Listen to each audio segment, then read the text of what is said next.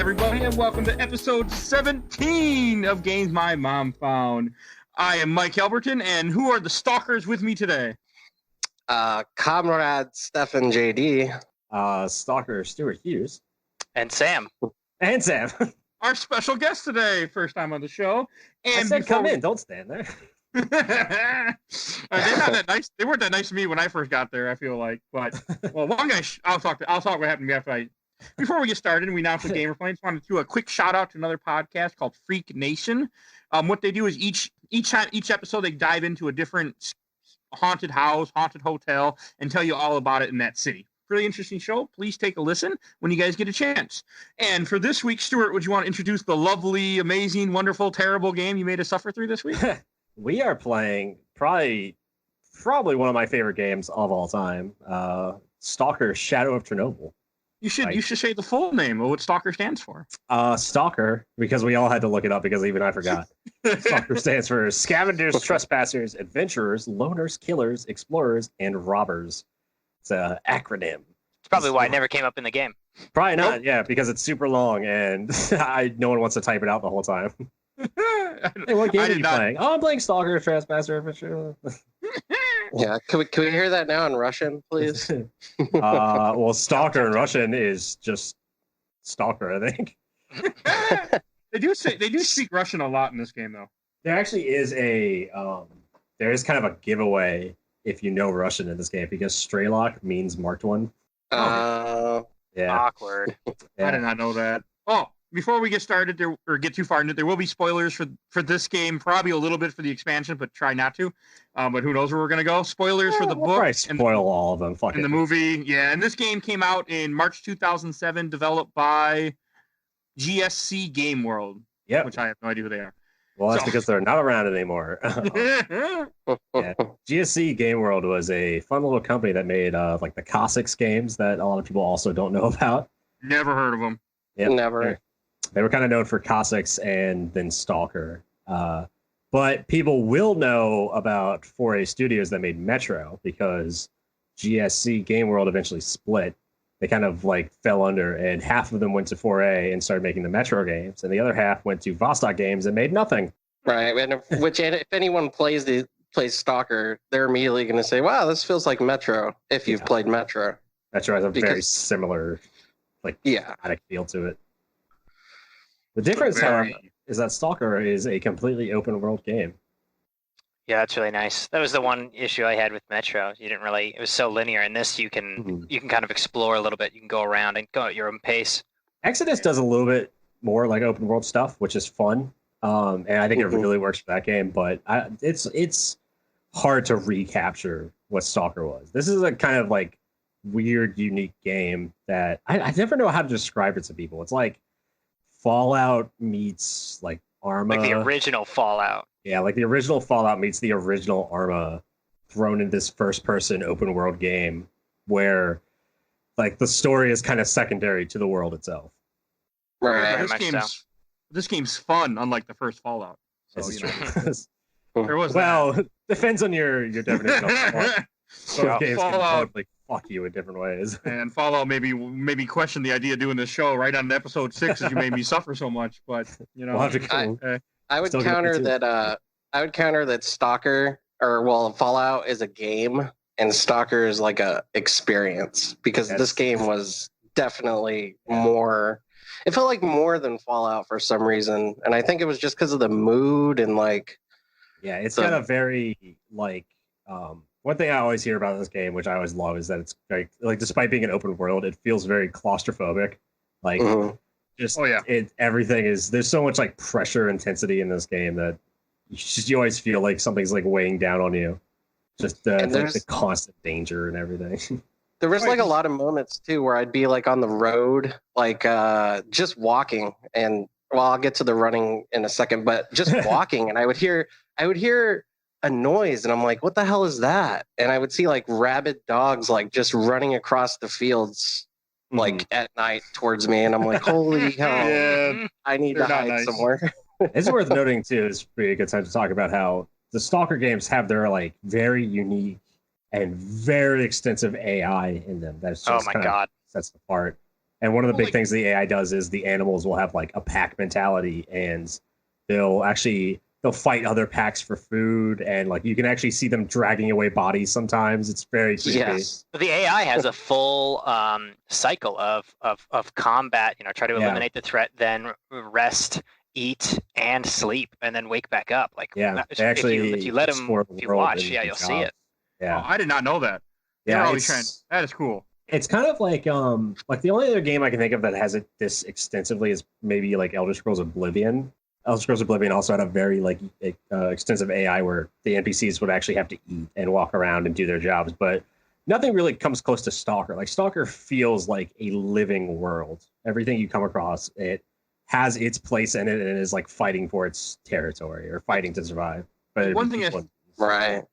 that I found super interesting, like you can have you'll get missions where like protect this guy, and then he'd get shot in the face or something for me, and the game just keeps going. They just go, well, I guess you'll just do this instead. And I nobody, anytime it had me escort somebody, they just got killed. This is like the ultimate like tense escort game where it's like, okay, protect this scientist while he takes some readings, and like all these zombified stalkers are coming after you, and you're like, it's just like you feel so much pressure, like shit, I gotta keep reloading to do this right.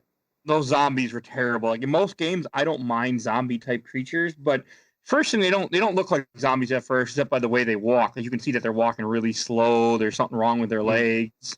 But then when you start shooting them, you can empty an entire clip in their body, and they're like, that's nice. They'll just shoot you back and kill you. Yeah. If you don't headshot them, nothing matters. They'll actually fall on the ground and like wriggle around and get back up. If they'll put their arms up and they'll wave their arms at you, and then I just shot them in the face. But I didn't give him a chance to get back up after that. The first time I came across those when I played this game, I like killed a bunch because I had learned that headshots were the only way to get through this game, sadly. And so I was like, what the fuck is up with these guys? And I shot one and it got back up, and it scared the ever-loving shit out of me. If we want to talk about getting scared the shit out of I was just saying, we should bring up Sam's amazing...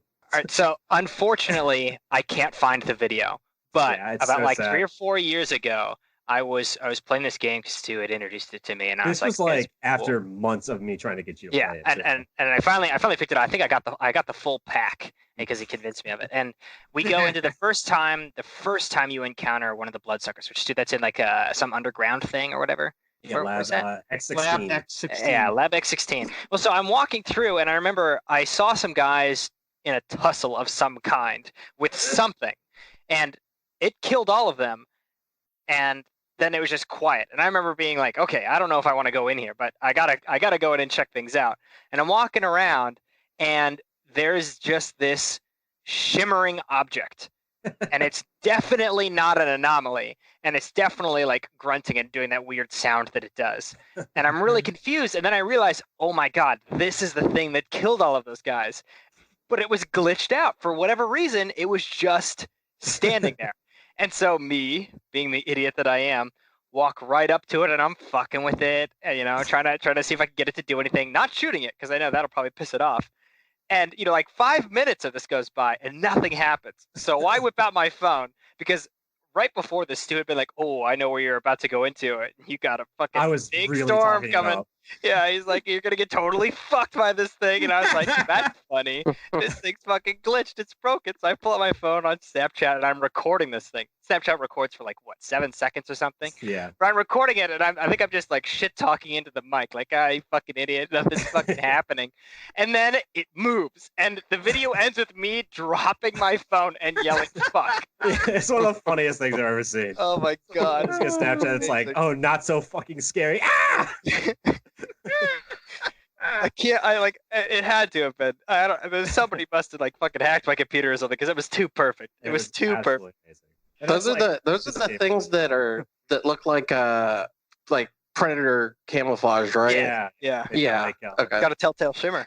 Yeah, telltale shimmer. Yeah. Oh, okay. I know what you're talking about. Yeah, they camo. Yeah, I know what you're talking about now. Those things are annoying. You have to take out a nest of them in a later game, and it is terrifying.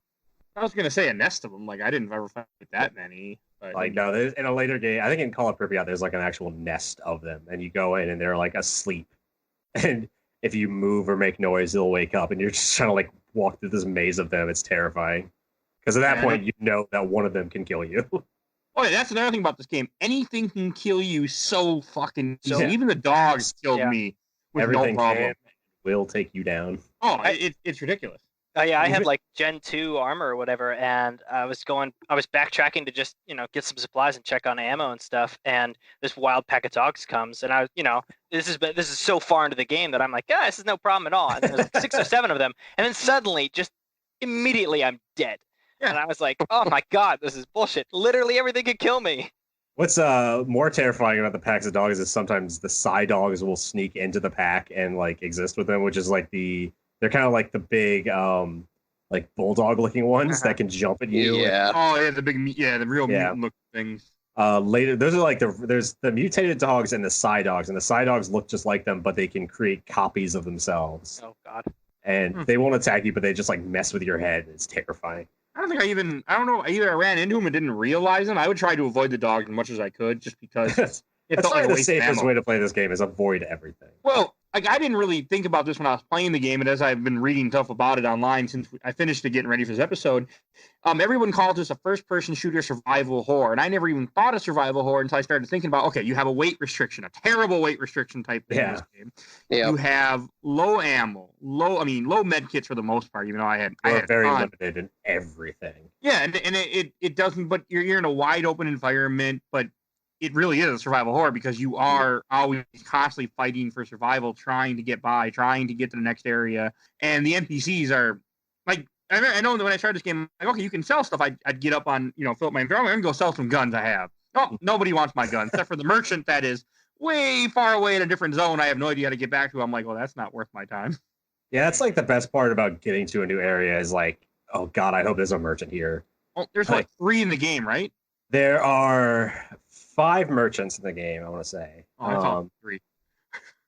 There's the first. You start off with Sidorovich, who's like he's in a little bunker in this little village. He's great. He's just like this asshole that's just like I saved your life, so now you owe me. Go do this job. Yeah. He didn't really do anything. They brought you in a body bag and they said this one's still alive. He's like, what?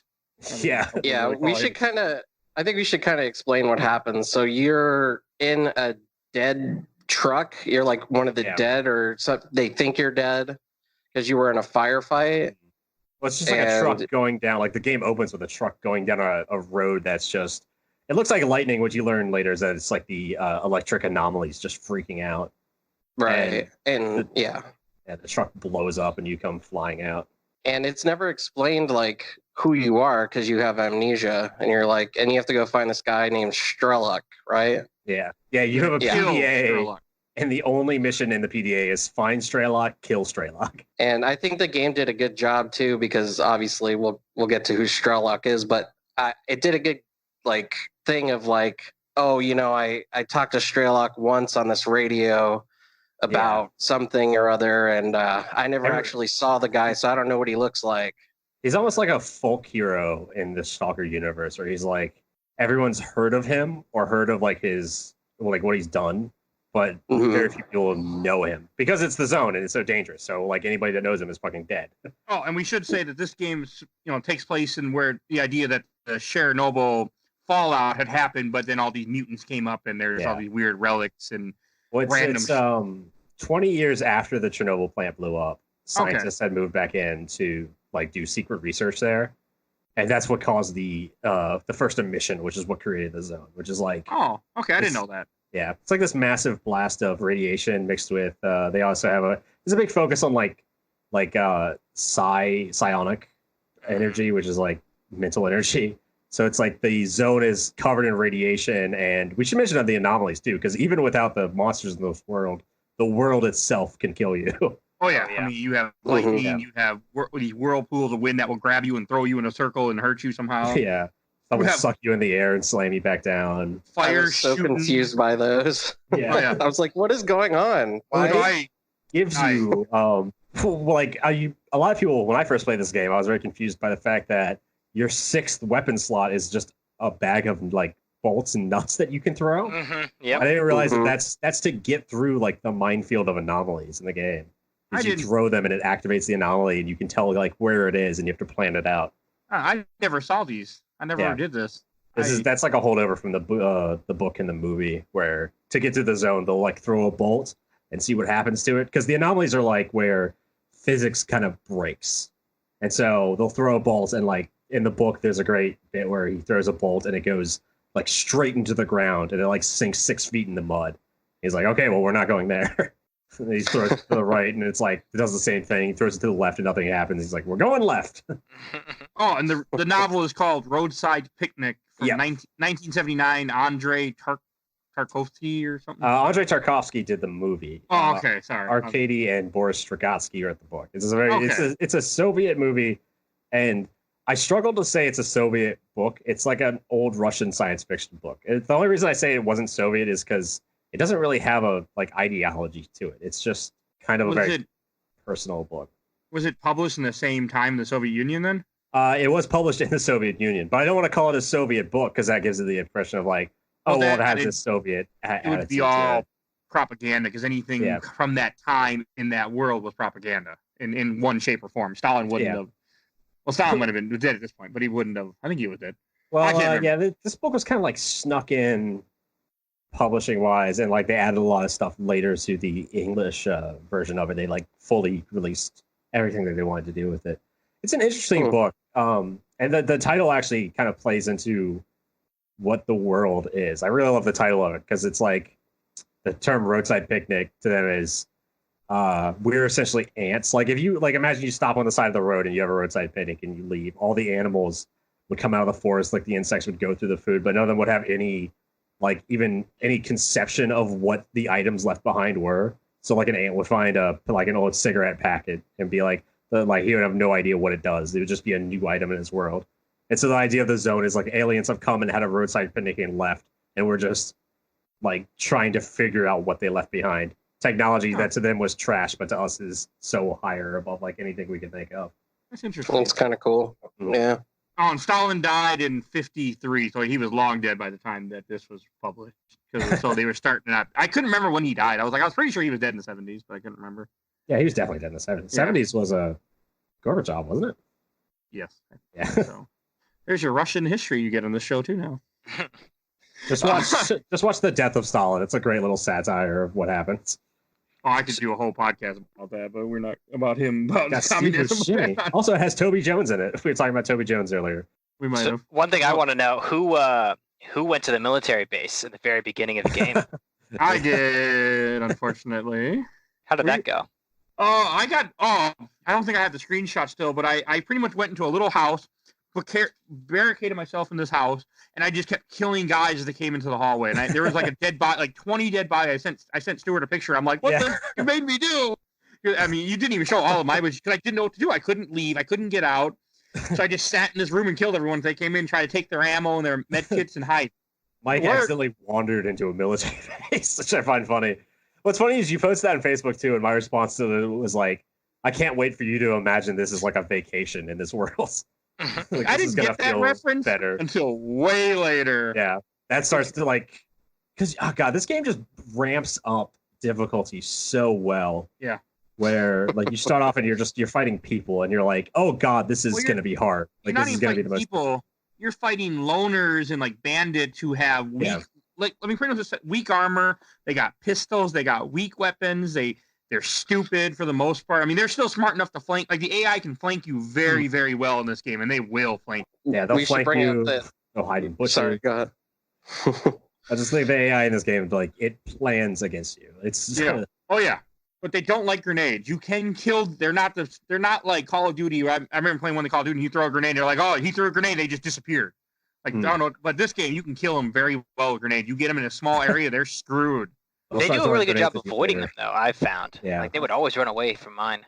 Yeah, what I usually do is I'll throw a grenade, and then that'll be like how I get them to pop out, and then I'll take them all down. I try to cook a lot of the grenades when I cook. You can cook them like for a couple seconds. I would try to cook them and use that method, or bounce them towards them and then they would be like, what the hell? I didn't cook grenades until the very end, because for the most part, a grenade, in my mind in this game, was a total panic throw of like, Jesus Christ, I'm pinned down, and you're just... There were multiple spots in this game where I would have to kill a guy, save, because one hit would just total... Oh, yeah. Because you want to talk about the armor in this game, how it works? Well, in Stalker, a headshot will kill you, no matter what. Pretty much, like, there's a way to survive a headshot if you're wearing the best armor in the game and you're using the best artifacts, which we'll talk about in a bit. But, like, for the most part, if you get shot in the head, you're dead. Yeah, I mean, and the armor when you most of this game, you don't have the best armor, and the armor has a little blue bar. Think of like GoldenEye, and as you get shot up and hit, it breaks down. But when you get to the point when it's zeroed out, you're fucked. Like if some guy with an SMG came up to me or like an assault rifle and he opened up a burst shot of 3 shots, hit me, over. No chance, nothing. We're dead. Some of the guys later on, like even the military guys that we're talking about, I would unload a clip in them and I wouldn't even kill them all the time because it just hit body shots and they'd be like, "Oh, that's nice." Boom, boom, I'm dead. 1 shot. I was getting bullets hurt in this game. Yeah, and enemies like will burst fire into you and like creep up on you. Like there'll be times where this game has a lot of like bouncing from cover to cover, like, really planning it out of like, okay, there's a pillar up there I can get behind, and you'll run to it, and then like all of a sudden 5 guys are shooting you from different angles, and you're like, Jesus Christ, I can't move, and they'll stop shooting you. You shoot one of them in the head, and you're like, okay, I can move a little bit. There was one point where I was actually stuck in a field behind a skinny tree, and I had like 10 guys coming after me. And I'm like, I have nowhere to go. Please let me live through this. And they actually like move up on you too. This isn't like most games, enemies will duck behind cover and stay there. But in this game, like they'll actually, there's something that special forces do called talking. The special services. They'll do this thing called talking with they do that guns. Plenty of that, I'm sure. Yeah, where like say special forces enters a building, you'll have 3 guys with MP5s. One guy will shoot and the other 2 will move, and then the guy up front will shoot and then the next 2 will move, and then the guy up front will shoot and the next 2 will move. And so there's nonstop fire, and I know what that's like because I played Stalker. And enemies will absolutely do that to you. They'll shoot, like one guy will shoot and the other 2 will just like slowly creep up on you. 100%. And they speak Russian in this game, so if you don't understand Russian, you're not going to know what the hell they're saying half the time. Because I would just hear random Russian. One thing you absolutely learn in this game, Sam can tell you. Yeah. You'll hear shaky breaky, and you know I'm fucked. Yeah, that's when they're coming for you. Mean? Oh, it's it's kind of like the joke of this game where there's a Russian saying where people go "Ano chiki briki of Damka," which means 1-2, you're on top. Basically, it's from like a nursery rhyme. But what that means is like, you guys flank and I'm going to hold them down. And so whenever you hear shaky breaky, you know you're about to get screwed. I like how you say 1-2, you're on top, which really sounds like a really tactical, like quick direction for soldiers to move, but it's from a Russian nursery rhyme. Yeah. Okay. There's also a great nursery rhyme in Russian. There's a Russian nursery rhyme about a soldier who comes home and there's a fly on the wall. And the way he kills the fly is by shooting his PPSH at it. Yep. It's just like a machine gun that fires like 800 rounds a minute. It's just the whole nursery rhyme is about the holes in the wall left by trying to kill the fly. That was the thing that people did in Russia because there were so many fucking guns after World War II. They just had all this surplus guns. Everybody had their guns and they were just lazy. So they're like a fly would land on the wall and they would just shoot the fly. Well, it definitely wasn't after World War I. There weren't any guns then. But that's another story. But no, I mean, was the MP-18 Russian? Or was I'm not German? sure, but World War I, for your fun facts that people listen to the show for, World War I is a big reason why Russia became communism is because when they went into war, like, you'd have 1 gun for 3 guys. So when a guy died, grabbed a gun, which is what led to them revolting and killing everyone in the Romanov family, which is what led to communism and Stalin and all that. It's the greatest military tactic of all time. The guy in the front gets the gun, and every subsequent soldier gets ammo. Yep. It's so fucking. Well, it's only something that can happen in Russia. And they shouldn't have been in war. I mean, they shouldn't have been in that war. They shouldn't have did what they did, and that was led to their downfall. They still like win every fucking battle. Not World War I as much. World War I was bad. And their casualty rate was huge, but they had so many people. Casualty rate doesn't matter to Russia. If there's 2 people left in Russia, 1 is expendable. That's how Russia views soldiers. It's ridiculous. It's probably not that. But back to Stalker. So Stalker. you have different factions in this game that you work with and you fight, and you can kind of like help out. You can help out random people that you'll see. Like every so often you'll see a guy laying on the ground that isn't a red crosshair, and he'll be like, "Help me!" And then you give him a med kit, and then he'll be like, "I'll remember you," or something he says to you. Yeah. And you earn like a reputation where like certain loners will help you if they see you. I guess nobody helped me, but you have a couple different factions. You have duty. I know you can earn reputation with and help them out, and then they'll help you. I think at different parts or something. Yeah. So like the main faction is the loners, and they're not really connected to anybody. They're like the free stalkers. They're just people who live in the zone. Work in the zone. I mean, essentially, they're scavengers who are trying to get by finding these relics, which are like glowing balls or different items that we'll talk about a little later. But they're the main like treasure hunter faction. They're just they're there to make money. They're the opportunistic. They're like there's artifacts in the zone that people want to buy from us, so we're gonna go in and we're gonna make this money. We're just gonna live here. You should probably explain what an artifact is. Yeah, we should. Actually. So the I'll let you do that, Stuart. Yeah. So we talked about the anomalies, which are kind of like these rips in physics that exist in the world. But out of anomalies, they'll screw up some like thing existing in the world, and they'll create artifacts. And artifacts are kind of like the main treasure of the zone. They are objects that exist outside physics that create like strange effects on people carrying them. So one of the big ones in the game is battery, which is like two plates being held together by like an unseen force. And the battery will give you like plus 30% energy or electricity resistance. So like if you had 4 of them, you're completely resistant to electricity. That's cool. I never did that. That is cool. Yeah, that's why I was like, you were like, I'm not using the artifacts. I was like, how? They're so good later. Oh, I didn't use any of them until way late in the game because everything has a plus and negative effect to it. Like the first time I put what kind of screwed me up, the first time I put an artifact on, it said radiation something, and all of a sudden I started getting radiated like huge and died. So I'm like, I guess I'm not going to use that relic anymore or artifact. And it wasn't until really later on I realized that the game just has random points that radiate the hell out of you off the road. Like, you went off the road, radiation level just skyrockets in your pockets everywhere. And it's actually they explain that it's a lot of the vehicles from the cleanup that in the cleanup attempts that the vehicles just have a higher concentration of radiation. So you really have to like dodge vehicles in that game. Oh, I use vehicles a lot to hide behind. Yeah, that might have been the problem. That was probably a problem, but I didn't read half the stuff. I was just trying to get through this game and send Stuart when I get stuck, be like, Stuart, what do I do? It was always like I don't know, shoot more people. Well, my favorite is it was after the military base. I'm standing this way, and I'm like, okay, the arrow tells me to go here. I see this duty prisoner I want to rescue in this window. By the way, he never got rescued. I couldn't find him. I thought about he's in the basement. He's in a basement, and I think the picture you sent me was from outside the building, looking through like a little window at him, and it was like the saddest little picture I've ever seen.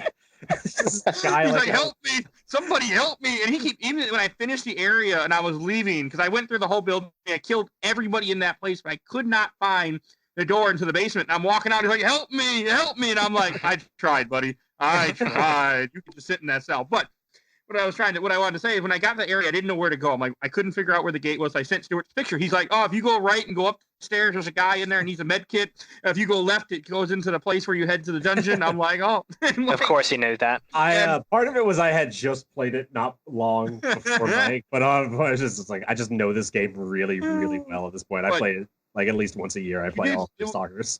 There was a funny part about that. When you go in the upstairs in the house where the guy is, you go in the room. I explored the place first, check it out, make sure there's nobody in there before I went and rescued the guy. For some reason, not until you go to heal the guy, when you click on him, one of the camouflage mutants we talked about earlier spawned. I don't know where the hell he spawned. Oh, no. And all of a sudden, I hear the raw, and I'm like, uh-oh. And I had to try 3 different times. First time, I got caught and got killed. Second time, I ran the room, pointed my gun. He ran right past me, killed the guy. Third time, I rescued the guy, turned around, shot the hell out of the monster with the loner, and then we got through it. But it was just like, I was like, that's when I started. My opinion of this game was very, very sour at first. I'm like, this is shitty. Why the hell is he making to play the stupid PC games? And it hit me at a certain point where I'm like, I started understanding the game. I started understanding not to carry every ammo I see and dump whatever I don't need. Like, I don't need to carry this handgun because it's useless. So I just throw it out. And it took me a while to really come to that mindset in this game and realize that you're going to find whatever you need throughout the game, period. Yeah. It's going to give it to you. It's interesting that you say that. Like, I think this game is rough for like the first 3 hours. And then like once you just get off of those starter guns, I don't know if it's because that the guns are so bad to start with that every other gun feels amazing, or that the other guns just are amazing. But as soon as you start to get like a couple artifacts and a couple like better than low tier guns, then the game really takes off. Like once you get like the Viper MP5 gun, it's like, okay, I can kill things now. Well, I mean, that's kind of like one thing nice. You can always take enemies' guns. Except one thing I thought was interesting, when you check a guy's body, the gun usually never shows up in their body. You got to find the gun laying next to them. Right? Yeah, he usually drops it. Which I thought was kind of interesting, because in most games you would just go up to the person, press the key, like F key in this case, and just search their body and grab whatever you need. Sometimes they'll drop the gun because you'll shoot it out of their hand, or they'll just drop it and take out their pistol because they ran out of ammo. It's very interesting, and there's so many different ammo types. Like I didn't even know what guns use what ammo multiple times in this game. Yeah, there's a lot of stuff going on in this game. Just there's so many guns. There's so many all the guns have like alternate ammos that you can use for them. Like Sam and I have our favorite gun, the VSS, later on, which is so fucking good, and it uses the big 9x39 ammo. And like the standard ammo for that, it's like a scrap round that Russia started making. This is a real thing. They started making scrap rounds for this gun because the ammo is so fucking expensive and hard to carry. So they're just making like really cheap, shitty surplus rounds for it. And then you can also find like armor piercing rounds. And then there's another that's like armor piercing with a hollow point that will just annihilate anything no matter what. Okay, I think that's what I must have got near the end then. They were like in the gray box or something. Yeah, the gray ammo. Okay, because I had one of my guns was using that gray ammo for a while, and that was taking them out fast. Yeah, that stuff will go through that's a real ammo type in real life that is just insane. It'll go through an inch of steel. Damn. Wow. It's just a very interesting, unique game. Like, it really was. That's a funny thing about that ammo type. It goes through an inch of steel. Guess what Russia uses it for? Storming very populated buildings that have been taken over by criminals. Because the idea of casualties doesn't exist in Russia. Yeah, Russia's a strange place. A place I would never visit, just because I don't think it's a good idea. I would visit, but I think I'd have to wait for like the current government to collapse so that I don't get like put on some list. Yeah, because what I want to do someday if I ever travel is that there's I think I want to say it's Moscow. Pretty sure it's Moscow. They have barriers up as a symbol of how far German troops got before they returned back. And I'm pretty sure it was Moscow. That sounds like St. Petersburg. It's the same. Oh god, I can't remember. But I know I was watching a documentary. And they have these barriers there, and I would love to go there and see them. And just because think about how far they got before they returned back, and just I love World War II. I think that's St. Petersburg because St. Petersburg was originally Stalingrad, right? God, maybe it was only Stalingrad. I thought they took Stalingrad, but I guess maybe they never did. Oh wait, shit! Now I'm gonna be. I'll look it up. St. Petersburg became Leningrad. There's a big festival they do every year where like the cities go back to their old World War II names to celebrate like the vets and stuff. It's kind of a cool ceremony. Like they'll have the living veterans in town come to the local parks, and people will just come and leave flowers for them. And they'll sit out all day, and so like at the end of the day, it'll just be these like now 90-year-old vets, like 3 of them sitting on a bench, surrounded by thousands upon thousands of bouquets. So I had a quick question. I used to date a girl that was Russian for about a year. Yeah, well, I got to hear her and her sister argue a lot in Russian. And you hear "Suka Payat"? It was entertaining. I'm the cheeky bleaky of Tamka. Jump out a window. And I was wondering if you guys knew this, Stuart, Sam. Is the voices in this game like American people trying to do a Russian accent? Because they do not sound legit at all. Well, it's Ukrainian, so it's slightly different. Ukrainian and Russian are slightly different languages. It's kind of like the difference between like American and like English, like UK English, where some words are different. Like the language is the same, but like some words are different, some sayings are different. So it's just like enough where if somebody who didn't speak English heard two people speaking English from England and America, they might sound like different languages. Okay. But yeah, because it didn't sound legit at all. I was like, what is this? Hey, but Ukraine was part of, I mean, the Soviet Union, though. So. Not anymore. Not anymore, but... And don't ever say that to a Ukrainian person. They're kind of upset about the whole Russia owning them thing still. I don't blame them. I mean, hell, you look at what's going on in current politics, and they want to again, so, you know, it makes sense. Ukraine's not going to... There's a bunch of freedom fighters over there. They're not going to let them take it. Actually, I am friends with, Sam knows this, I'm friends with 2 Ukrainian girls that I worked with down in the Outer Banks for a while. Well, they were like a work travel program. Another thing about Stalker is this game gives you, like, you start out, like we were saying, you don't get very many quest lines. Like, you get little side quests that pop up. I didn't do half of them. And the game will give you an arrow pointing where to go, and it'll give you, like, these little green crosshairs on your map. And the game is broken up into different zones. Each zone is like a large open world map, and you'll have enemies that are in there and items, and also enemies can stash items in different spots, which I thought was really cool. Yeah. And you won't know about it until you kill the right guy, search his body, and you'll get a note like, oh, there's about the stash somewhere over here, and it will show up on your map. And you can stash items and hide. You can hide your own items. That way they don't disappear. I know they don't disappear for a long time. They will eventually despawn. You can hide them and stash they don't despawn. People come up and grab them. Actually. Oh, that's what it is? Yeah, people will come up and, like, if you leave a bunch of ammo on the ground, occasionally people will walk by and just take a box. Wow. Okay, that I didn't know. Like, this game is I mean, just the world is something else. Like, anyone who's listening, if you haven't played it, we're telling you about it, but we're not. It doesn't matter. You're not playing this game. We can't even, like. It's so hard to capture what the world is and explain it to people, because it's this huge map that, like, everybody exists on at all times. And I think they actually do. The AI is active regardless of what zone you're in. I think that was one of the big selling points of the game. Yeah, like, no matter where you are, everybody, like, when you spawn in, the entire game spawns in with you. Everyone is there, and they're all, like, working. So it's kind of one of the best things about this game is that random stuff can happen that, like, can kind of permeate to the end of the game without you realizing it. Well, there's multiple quests you'll get throughout the game where they'll be like, go, like, one question at the end is go find this guide, which I didn't bother with because I didn't care at that point. But the game... by the way, his name is Guide, not this guy. He is a guide, but his name is just Guide. And the game will tell you, and the Stuart's like, you want to go there right away before he gets killed. And I didn't care. He didn't die of mine. But you'll randomly see tasks that say task failed because somebody will get killed that you were supposed to go talk to. I mean, the game will just kill people. Like, I was doing one of the main quest lines early on before I realized this, and to go talk to somebody, I can't remember his name. And by the time I got to him, he was dead. I had to search his body, and it gave me some other note, and I just kept going. Yeah, right. And it's just a strange. Like, it's so odd because any other game would punish you for that. Yeah, and Stalker doesn't. It's just like the world exists.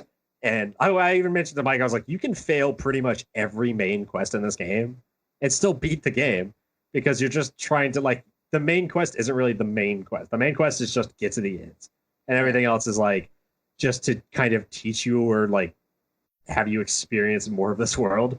But you can kind of ignore everything if you want to, or people can die and you'll be fine. Like, it's this weird little existence where the world is the story, not necessarily the game. It goes on without you, whether you're there or not. Yeah, it doesn't matter. Like, it's a super strange game. I've always wanted to set up I've always wanted to, like, set up a computer, like, get my old laptop out and just get it running and, like, set up some kind of macro where you just have, like, a shitload of meat and you can just eat occasionally and just, like, leave the game on for, like, a week or a month and see what happens. Because people, like, stalkers will randomly die of, like, radiation poisoning sometimes. And stalkers will be, like, going through a radioactive zone and they'll get back to one of the main hubs. And then, like, while they're talking to somebody, they'll just fall dead. It's like they're filled with radiation. They don't realize it. It's weird. Like, I mean, there's only one real main town in this game, if I remember correctly. The place at the 100 Rads bar. Mm-hmm. Well, you start in the Cordon, which is like a little. It's so small compared to later. Yeah, that's just like kind of to introduce you to, and then the bar. There's a funny part where you're in the town you start in, and the guy's on the, like, loudspeaker, like, yelling at everyone, like, you need to do this and that. And one of the times I was there, he's like, "Hey, you, why are you looking at me? Stop looking at me." And then he just went on to, like, and back to what I was saying. I think it's in I think it's in the Freedom base. They'll actually argue with each other over the like intercom. You'll be talking to people and they'll be like, just to let you know, everybody, we got that good shit at the come down to like the bar. We got that good shit here. And somebody else will get on the like loudspeaker after them and be like, shut the fuck up about your goddamn liquor. Hey, is that the Freedom Base, the place with the 100 Rads bar? Freedom Base is after that. That's it. Oh, okay. So I only ever went there then. Were they not the garbage? I think the Freedom people were trying to kill me at one point. So yeah. So to go back 20 minutes ago to the factions. Started talking about the loners are kind of like the unfactioned stalkers. Then there's the mercenaries who are kind of like specifically hired to go in to get specific artifacts or assassinate people or guard people. You play as a mercenary in the prequel game, Clear Sky. Then you have the ecologists who are like the scientists you come across. And then Freedom and Duty, as well as a couple others, Freedom and Duty. Freedom and Duty are like, they're kind of odd. They're in all three games, and they are two factions that are just perpetually at war because they both want different things of the zone. So Duty is like, they're all like former military, and they're trying to prevent the zone from spreading and like really control it. So they'll use like, they usually have better like military armor, like strong stuff. They are like actively pushing like mutants and bandits back. And then you have Freedom, and Freedom is just like a bunch of anarchist, like freedom-loving potheads, to be honest. And they just love to be in, like, they want the zone to expand because they love the complete lack of order in the zone. And so they're at a constant war. See, and I was so confused about that at first because everyone you walk up into in the game, it gives you a description of who they're with and they're affiliated with. And everyone underneath in the beginning, it just said loner. I'm like, why is everyone a loner in this game? Because I had no idea that was part of the factions. Yeah, that's because you were early in the early game. When you get later on, there's very few loners. Everyone is trying to kill you. Yeah, you can actually join. You can actually join Duty or Freedom, and it changes who's with you at the end of the game. That's cool. Oh, is Duty the place where the 100 Rads bar is at? Yeah, they're in the 100 Rads bar area. Okay, I got a good story about that. So one time I was leaving that place after I went to the bar, and I hadn't saved I saved the bar, and I walked all the way over, and I'm walking through the gate, and all of a sudden the guy says something to me, and he just shoots me in the face. I don't know why. He just killed me. And I went through it again. I loaded. I'm like, okay, now I'm going to be a little more careful. Nothing. I don't know. Just for some reason, he's like, I don't like you today. Boom. The whole checkpoint just shot at me. That was weird. And they killed me. I know what happened because that same thing happened to me. You walked into the actual Duty combat. The 100 Rads bar is not. Stu, correct me if I'm wrong. That's not really Duty, but there's like a Duty headquarters that's separate. Rostock is loner territory, and then Duty has their little base. And if you walk into it, it will annihilate you. Yeah. Okay. I was wondering what the hell happened because I got so lost in this game many times. Yeah, this game also has a little feature where when you die, it is often so fast where you have to be like, wait, what the fuck just happened to me? Oh yeah. I mean, I learned to save constantly. Yeah, you have to save liberally. This is not a game that you could get through without saving. It's kind of like Elder Scrolls in that way as well. Yeah.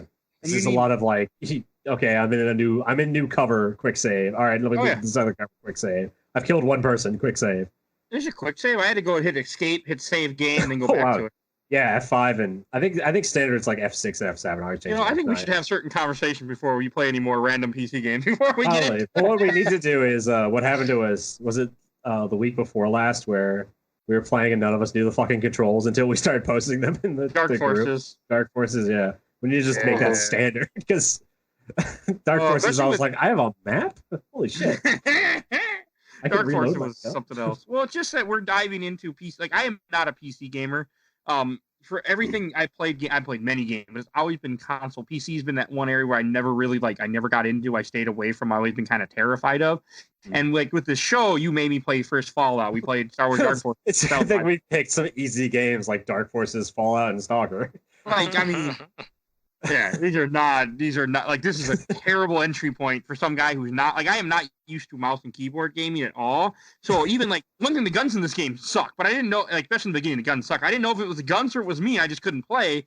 And then as I got far, I'm like, oh, the guns are just fucking terrible. Cause you could zoom in, line up, shoot your shot, and the bullets are going above the guy or to the left of the guy because the guns are they're garbage guns. Yeah, these guns have spread like real guns do. Where Fire, and it's gonna go vaguely in that direction. Yeah, I'm used to like GoldenEye guns, where it's like, oh, you shot to the left. Well, we're just gonna hit the guy in the face anyway for you because we want to. We don't. God, if we had played GoldenEye and this back to back, it would have been a nightmare. It would have been terrible. Yeah, that's like part of the reason you get like the better guns later on that have a lot higher accuracy and just two things way. But like the AK-74 you get in the beginning it's like a surplus military gun that's just busted and shitty, and it just fires all over the place. Another thing we hadn't mentioned yet: the guns can jam randomly on you when you're fighting. Oh you yeah. Just be randomly fighting, and all of a sudden, be like, click, your gun is jammed. I'm like, what? And I would die, and I'm like, fuck. Like you'll jump out of cover, and you know you're gonna hit the guy this time, and it just says no, misfire, failed. Get back in cover. Like, yeah. This game was, man, and then when you. Yeah, the worse off your gun gets, the more it jams too. So there was a point where I was fighting where I was getting a jam like literally every 10 bullets because I just hadn't found a new gun in a while, and it was just so shitty. Oh, and everything has a condition in this game. Your armor breaks down, your guns break down. I mean, finding new guns is easy. You just unload it, throw it on the ground, grab someone else's dead body's gun. You're good to go. One of my favorite things in this game is so you can pick up enemies' guns, unload them, and drop them. And so like wherever I go, there's a trail of unloaded empty guns behind me. Like, yes, that was the best way to get extra ammo. Yeah. Realistically, like the game should have been find STALKER, and you walk out of the village and you just follow a trail of guns to the end of the game. It's like, he's been here. One thing about the game that I thought was very interesting. Well, not interesting. Okay, I shouldn't say interesting. One thing I hated that for me was hard was the whole weight restriction, because I was constantly you can hold 50 items comfortably. You can run. You can do stuff. 50 kilograms. Sorry, 50 kilograms. And I was constantly right by that 60, where sometimes I would loot a body in a gunfight, be over my weight limit, can't move, drop things as fast as I can so I can run and hide. This is why you never loot in the middle of battle. You can't. I swear the AI knows when you're looting. Oh, they do. They hunt you down. The hell out of you. Well, because their logic is like when you're opening up someone's pockets, like you're fiddling around with somebody's pockets, and they're going to be like, "Oh, we can get him now. He's vulnerable." Like there were multiple points where I would do things to lure out people and then kill them. Like you can do it with this game. Like I thought that was cool. One thing we hadn't mentioned yet is normally, as you guys, anyone listening to the show will know, I don't play a game with a lot of sound. I usually don't care about the sound. It's usually a podcast playing. You cannot fucking play this without the sound, because there'd be lots of times the guy wouldn't be anywhere near me, but I hear do, and I'm like, oh god. Or I hear, and I'm like, oh no. I mean, without sound, because when stuff starts hitting you, if you don't know it's there, you might as well just load your save, because it doesn't matter half the time. You're dead. Yeah. Imagine this game like Rainbow Six Vegas, where sound is like incredibly important in those games. Where you can just hear you can hear terrorists on the other side of a door. That's like 100 times the effect in this game, where you'll hear like mutants in the distance, or like that's how you have to fight the Bloodsuckers, because they turn invisible and they have a shimmer, but like. You hear their footsteps, and you're like, oh, Jesus Christ, like he's behind me. It's a good camouflage, and they're smart. Like, they don't like to uncamouflage until they're actually about to hit you. They will stay camouflaged and come towards you and hide and do things. They'll run away from you, too, and then come back. They'll actually come at you camouflaged, uncamouflaged, and attack you, go camouflaged, and then flank around behind you. Like, they're very clever. Oh, and we mentioned a little earlier, you go to one of these labs, and when you first go in, I wanted to share this story on the show. When you first go in the lab, I got two parts of it. First, you go in the lab. The labs are like totally different. They're like dungeons. They're not. You're in a closed corridor, and you're in. I mean, the game, because most of this game is fought outdoors. You can hide behind trees, hide behind trucks, snipe people when you have a sniper rifle later in the game. Outside is like all about long range. Like you want to stay. And when you're in indoor, it's fucking tense. And the shotguns in this game are deadly. Like these are really powerful shotguns. Yeah. I mean, the first one you get only has 2 freaking shots. It's like an elephant. I felt a sawn-off double barrel. But you can't do a whole lot with it. Like, you get 2 shots, and you can kill a guy, but if you don't kill him and you start reloading, you might as well run. I still liked it. Yeah, it's a great little. I usually, for a while, I actually carried one on me just like to have, so that way if I ever had to fight like dogs or anything, I'd pull it out. Because it's really light and the ammo isn't crazy heavy. You can carry like 10 shots of it pretty easily, and just have it as as Sam and I were talking about before the episode. Like it's good to have multiple primary weapons in this game. You need it because you're. I mean, they were like when I went in the military base. I mean, at one point I used up my entire AK ammo. I had like 700 rounds. Maybe not military base, but one of the places I went to, and I came out with like 300 or 200. Like I went through everything with all. No, when I'm fighting zombies, they didn't give me more ammo. I went through all of that. There's multiple ways to play this game where you can like Sam and I are both very much we're gonna take a base from the furthest distance possible. We're gonna be sniping. We're gonna take out as many guys as we can see and go in. I never did that. That's how I usually play. I tried to play a little differently this time, so I tried to play first with like only snipers, completely like minimalist. Like I tried to have as little stuff on me as possible. That's smart. And then later in the game, I switched to using like heavier weapons. Like I used one of my other favorite guns in the game is like the STALKE, which is like a G3 assault rifle. It's a great marksman rifle. I used that, and I had a SPAS shotgun, so I went like way heavier. And I had like grenades and shit on me, and it was fun to play the two different ways because I'd never played like the heavyweight before. But yeah, it's like when you approach a base, you really got to think about how you're going to be getting in there. You got to think, do I take out as many guys from far away, knowing I'll be relatively safe? Or do I go in like expecting a fucking war to happen? I mean, that's smart. That's not how I played this entire game. Run into a room, gun everybody down the best I could, or in a base and hide. I mean, how much health did you burn through then? Oh god! I mean, I was burning through medkits like they were candy at different parts in this game. I'd kill a guy, heal, because I'd get shot. I mean, a lot of times it wasn't really a problem until way near the end, which I don't want to talk about yet. Normally, I'd get enough medkits off bodies that I would be okay. Oh, back to the lab 16. So when you get in your first lab, and I'm walking down the hallway, and all of a sudden I see this thing on the ground kind of crawling toward me. I'm like, what's that? And all of a sudden I see like this gas mask. I'm like, what the fuck? And then it starts running at me, jumps at me, and I'm trying to empty my shitty assault rifle into it. And oh, that was fun. So I killed the first one. I'm like, yeah, I did it. All of a sudden another one comes running down the hallway and kills me.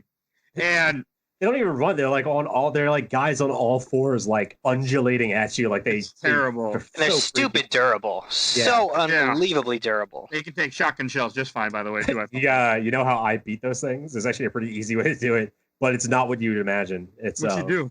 Number 4 will surprise you. The best way to fight those things, honestly, is with a pistol. You take out a pistol and you shoot them in the head, and it kills them immediately. It's like the easiest way to do it because the pistol's like the closest quarters you can get. You have their small head that's moving towards you, and not I'm. Oh yeah, you gotta get real good at firing, but that's like the easiest way to do it. Oh, and then the part that really got me. So when you finish the lab, you hit this lever, and I go in this room, and I'm like, the door is locked. I'm like, what the hell? And this whole time there's this floating fireball shooting at me. I thought it's an anomaly. And I sent Stuart a picture. I'm like, what the hell do? I don't understand. And he's like, did you shoot the fireball? And I'm like, what? So then and when you go your crosshair, but it doesn't show red. Like every enemy in this game goes red. It does not go red. You got to shoot it, and then the door unlocks. Yeah, and this game has there's some enemies in this game that are so bizarre and weird. Like you start off, you're fighting just like military guys and bandits and stuff, and then you go to the sewer system. Pretty early on, I think in the Agripalm. This is before you go into the labs. You go into a sewer, and it's like to get to Strelok's gang's old hiding spot. And it's pretty normal fighting through there. Like there's some anomalies. There's some guys. I think that's when Sam ran into his bloodsucker. It's like a fucking hilarious video. And like the bloodsucker is kind of like you get your first hit at these really incredibly dangerous mutants, but at the end of that fucking sewer section is when you fight a controller for the first time. I was waiting for you to bring those guys up. Yeah, there's only 2 in the game that you have to fight. Actually, I don't even think you have to fight that one. The first time I ran away from the first one, actually. Yeah, you don't have to. I had to, I thought. I ran away down a hallway. And then I went back later to get something in there for a quest, and I had to kill it. And that's when I realized that they could be killed, because you just see this weird, giant, hulking human come walking out of this, like, if they look like really big and like strong, and he walks out down this long hallway. You see him walk out of the door and like stop and stare at you, and you're like, well, this is new. And it's an area that you just cleared out as well, so it's like even creepier. And like he looks pretty big, so the sense you get, at least the sense I got when I first saw it, was like, okay, this thing's gonna run at me and swing. He's gonna be like a gorilla dude. No, it's like his attacks are entirely mental, where he'll fuck around with your head and like pulls your camera in, and you hear that high pitched like squelching noise. It's terrifying. That entire game. Everything the controller does is specifically to unnerve you, and that's how it kills you. I mean, it works. I mean, I just ran down the hall and I just skipped them. It wasn't until the second one you fight later on that I shot him up. I just skipped it. There's a great fight in Call of Pripyat with one. I don't know if I want to bring it up or not, though. Not yet. I want to wait because there's a very good chance it'll be right. We'll be doing those two later on. So I really hope we do because there's a fantastic sequence with the controller. As much as I hated my first few hours with this game, I would definitely be up for down the road as long as people listen to the show. Down this episode, I'd definitely be up for doing Call of Pripyat or the other one, Clear Sky. Yeah. So there's 3 of these games. Clear Sky is like a prequel. They're all pretty full games as well. Like Clear Sky takes place before Shadow of Chernobyl, and it's like all the events leading up directly to the beginning of Shadow of Chernobyl. That is everything that happened like the month beforehand. And then Call of Pripyat is a couple months later. And they're both really good games as well. They're also a lot more refined than Shadow of Chernobyl. Shadow of Chernobyl is a little messy now, especially nowadays. But just they've got like a lot more features in them. Like you can upgrade armor. Clear Sky immediately introduces a feature where you can upgrade the amount of weight an armor can carry. Man, that would have been so nice in this game. Yeah. Well, you can in this game too if you wear the exoskeleton. I found out at the last second. It gets you up to 70? It's 70. Yeah, that's Where do you get that? It's you see the final duty guys and the final freedom guys wearing it. Yeah. See, they're like the duty guys that have like Why didn't you tell me this, Stuart? I think I did, but I said the downside is that you can't sprint it. Yeah. I didn't sprint I couldn't sprint anyway because I was always overcumbered. Well, that's why you need the artifacts. I could have the artifacts. So you can get the artifacts set up in a way that you can essentially infinitely sprint, and you need that. I had a hard time with the artifacts. Moonlight artifacts. There's an artifact called Moonlight that only spawns in electro anomalies, and like once you start figuring out that certain anomalies spawn certain artifacts, especially in Call of Pripyat, this becomes a big thing. The game encourages you to actively hunt through anomalies to get them. Wow. Especially when you have the the little detectors and stuff. I won't like that. It's a little bit cleaner in those games. Those games also introduce emissions, which there's only one in this game, and you dodge it, which is the very end of the game. Like when you're going into the power plant, you have that little timer that pops up that says like, "Oh yeah, what was that about?" So that's an emission. Those exist more in Clear Sky and Call of Pripyat. Call of Pripyat in Clear Sky, they actually have emissions that can happen randomly in the world that will just kill everything. Because that happened, and I was running for my life, and you have helicopters shooting down at you. Yeah. You're fighting Monolith Guard. Monolith Guards are these guys in heavy body armor with heavy assault rifles, and you're at least in the beginning, you're in a wide open space, so you can kind of run from some of them. You can kind of shoot certain ones and use a lot of cover. But man, are they fucking strong! Monolith they're more like animals than humans in this world. They're like bees or ants. You have to think of them more like ants. They're controlled by someone else, or yeah, the Monolith the Monolith and the zombies are like connected. So the zombified stalkers that you fight are like there's this big installation called the Brain Scorcher that you have to shut down, which is like this big one of the few missions of this game. Yeah, that part was rough. That's actually based on a real is it the Durga satellite array? There's a real thing in Chernobyl in Pripyat that's like this giant satellite array that's like miles long, and I think it's like half a mile tall or something. It's huge. Well, not to mention that place. I mean, I remember going through it. It wasn't so bad. I think you fight a few guys, but it's after you hit the switch. Is that the place where you hit the switch? No. Yeah. You hit the switch and the Monolith comes pouring in. Yeah, the military comes pouring in because it's controlled by Monolith, and as soon as you shut it off, like the second you shut it off, somebody tips off the military, and they come pouring in to take back the facility. That's the other thing I thought was interesting. Like the military's after you in this game completely. They're bad. Like they want to murder you. The military only exists to control the zone, and you like stalkers in the zone are illegal, so they're directly against you. That makes more sense. I mean, I didn't really follow the story. I was just trying to do whatever I could to get through the game, just because I felt so out of place in this world because I'm not used to the style of gaming. It's not the Durga, it's the Duga. It's the Duga 3 array. And a lot of people I've talked to have played this game like, oh, I didn't get that far. Like, it's not like I would not have finished this game if I didn't have a podcast episode. And I'm 16 for 16 at the moment, or 17 for 17, where I haven't not beaten a game yet. I have beaten every game that we put on the show so far. You gotta really like push yourself to get to that early game. Yeah. And if you get through that early game, this will be one of the most like. I don't want to say it'll be everyone's favorite rewarding game, but it sticks with you. Yeah. This game will stick with you in a certain way. That's just It doesn't feel like any other game, any other first-person shooter I've ever played. No. And while it's rough in the beginning, especially like the camera shake, they add camera shake while you're running, which can be difficult to get used to, let's just say. Like you get past a couple of the starter guns and then it really just opens up. There's so much of the game that is not presented to you. And that's what always surprised me. Like the story is really a sideline. And if you are willing to invest the time in the game to explore, to do the side quests, you can find so much life and story in there. Stu, I actually wanted to ask you, there was one guy that I ran into, and I never got to flesh out the story, but there was one guy that was yelling. He was like, don't get near me. I'm crazy. Don't get near me. And I get around to him, and he's like, he just turns into a zombie. I kill him, and he drops a flash drive. I never got to find out what was on the flash drive. Do you know? What's on the flash drive? Fuck yeah, that's a quest you have to do for duty. I think it's like a late duty quest. I want to say, where like he's just like you run into him and he turns into a zombified stalker in front of you, which is creepy as shit. Yep. So to mention this again, the zombified stalkers are connected with Monolith. So the brain scorcher, it scorches brains. That's what it does. Like when you get close, it will like burn people's brains. Essentially, it starts burning yours. Like you have a time limit as you're climbing up the stairwell with people trying to kill you, and it's fucking with you. Yeah, you're like your vision starts to blur. Your like sound kind of starts to go. It really fucks with your brain.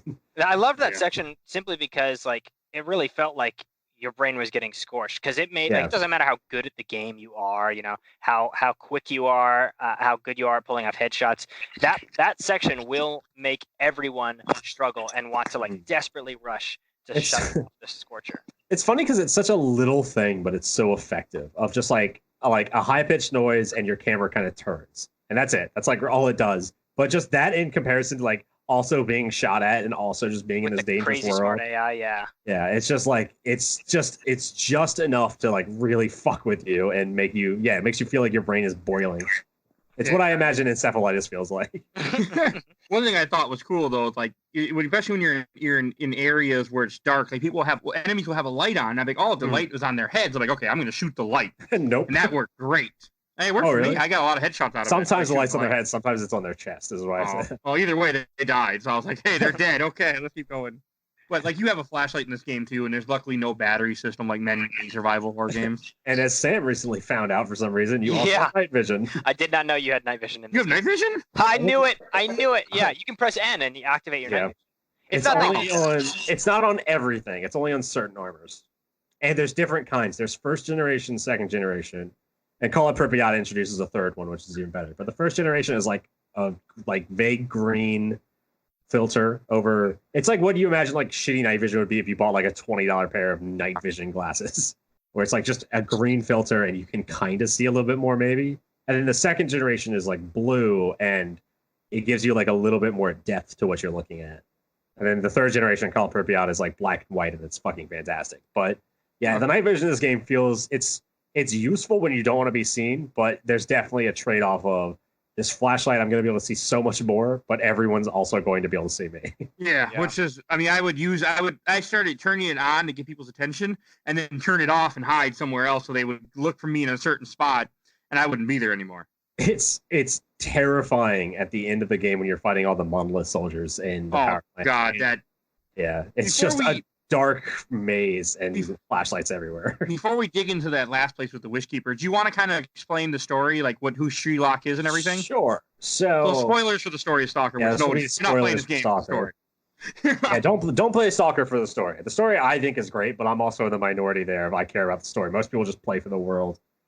To the point that there are people who mod this game that just like throw everything together just so they can play in the world. Like that's all they want to do, which I don't get. A huge modding community for this game. This game came out in 2007, and there are still people constantly talking about mods and playing mods. I'm in a group. There's a really active group called Stalker 100 Raj Facebook, and I couldn't believe how active they are and how much they love this game. Like it's amazing.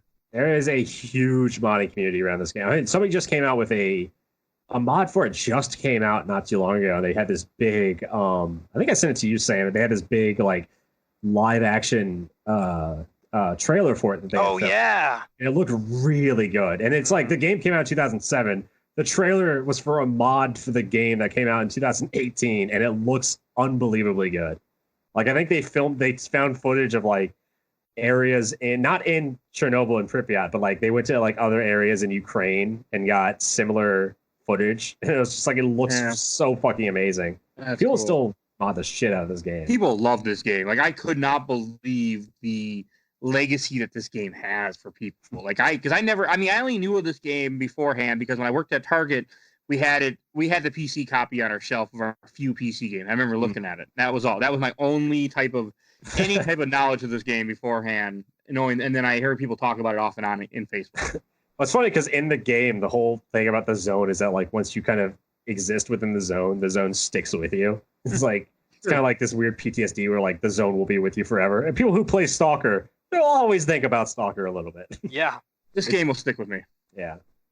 So the story of Stalker, to get into this a little bit, is like we mentioned earlier, you're like the game starts, you're in this death truck filled with bodies. It crashes, somebody brings you to this guy named Sidorovich, and it turns out you're alive. And you only have this mission to kill ST.A.L.K.E.R. And the entire story of the game is like really doing odd jobs for people in order to get like a tiny fragment of information to lead you somewhere else. So like Sidorovich, one of the first things he gives you is like, go help Wolf get this guy Nimble back. He's got a flash drive I want. I don't care if Nimble's alive. You just get the flash drive from him and bring it back. And so that's like immediately opens you up to, okay, there's multiple ways I could do this. I can go in and kill Nimble myself and get the flash drive back, or I can just let him die and get it, or I can go in and kill the bandits, or I can work with these other loners who are setting up this ambush. But you get a flash drive, you bring it back, and he sends you off to like immediately to this like next group of stalkers that's like, they know something about ST.A.L.K.E.R. Go find it out. You go see them, and then like they lead you to his hiding place, and you're just doing all these crazy odd jobs. But you start to like if you really pay attention to what they're saying, you start to put together this like story of this world where ST.A.L.K.E.R. is this, like I said earlier, he's like this folk hero. Him and his group have done like, they were the first group to make it all the way to this wish granter thing that people keep talking about. They made it there and they made it back. And you start to learn like a little bit more about what the wish granter is. It's this like supposedly in the middle of the zone, there's this magical room with an artifact that can grant any wish. And so that's when the game kind of diverges in, like, what do you want to do? Like, do you want to keep looking for ST.A.L.K.E.R., or is this wish granter going to be your major priority now? Oh, sorry, keep going. Well, I was going to say, I don't know if I want to say more than that because I don't know if we want to talk about the endings or not. Oh, yeah, we can save that. I think the reason why I had a big issue with the story is the story itself is interesting. When I read it in the Wikipedia article, because I had to read it because I had no idea what was going on. You're introduced just waking up and like, hey, you have a PDA that says you need to find and kill this person, and I'm like, okay, that's interesting. But then, like Stuart said, you're sent through the game doing odd jobs to find out just the barest minimum tiny side information that somehow slightly relates to this character you're looking for, and very quickly you realize that you don't really care that much. And so I don't know if it's what they were going for, but it really encouraged you to try and find story elsewhere, or in my case, play the fuck out of the world, because the world was just, the combat was always so engaging for me. Yeah, it's like some stuff will just like, you'll just notice occasionally where somebody says something about Doctor, who's a member of Stalker's group. They're like, oh yeah, like one of Stalker's group doctors, the like legend says that he can cure anything because he went to this wish granter and he wished for the power to cure anything. And you're just like, you'll hear that in the background and you're like, huh, like I didn't know that. And now that I've heard a little bit about that, I want to find out everything about this character. And they're like these little details. Like you had mentioned a little bit before, like when you're heading to that last area, like with the tomb, and you have this Russian voice talking to you in Russian, unfortunately. Yeah. And I don't understand a word he's saying. It's just saying like join us and stuff. Well, I mean, it's just because isn't that the wish granter talking to you? Yeah, that's implied to be like the wish granter, like trying to take over your mind and create you as another. He did just fine in my ending. So. Yeah. So the monolith, the monolith is like the wish granter's personal. It's so hard to talk. It's the zone. I don't want to give away what the zone like exists. It's as. fine. You think it's fine?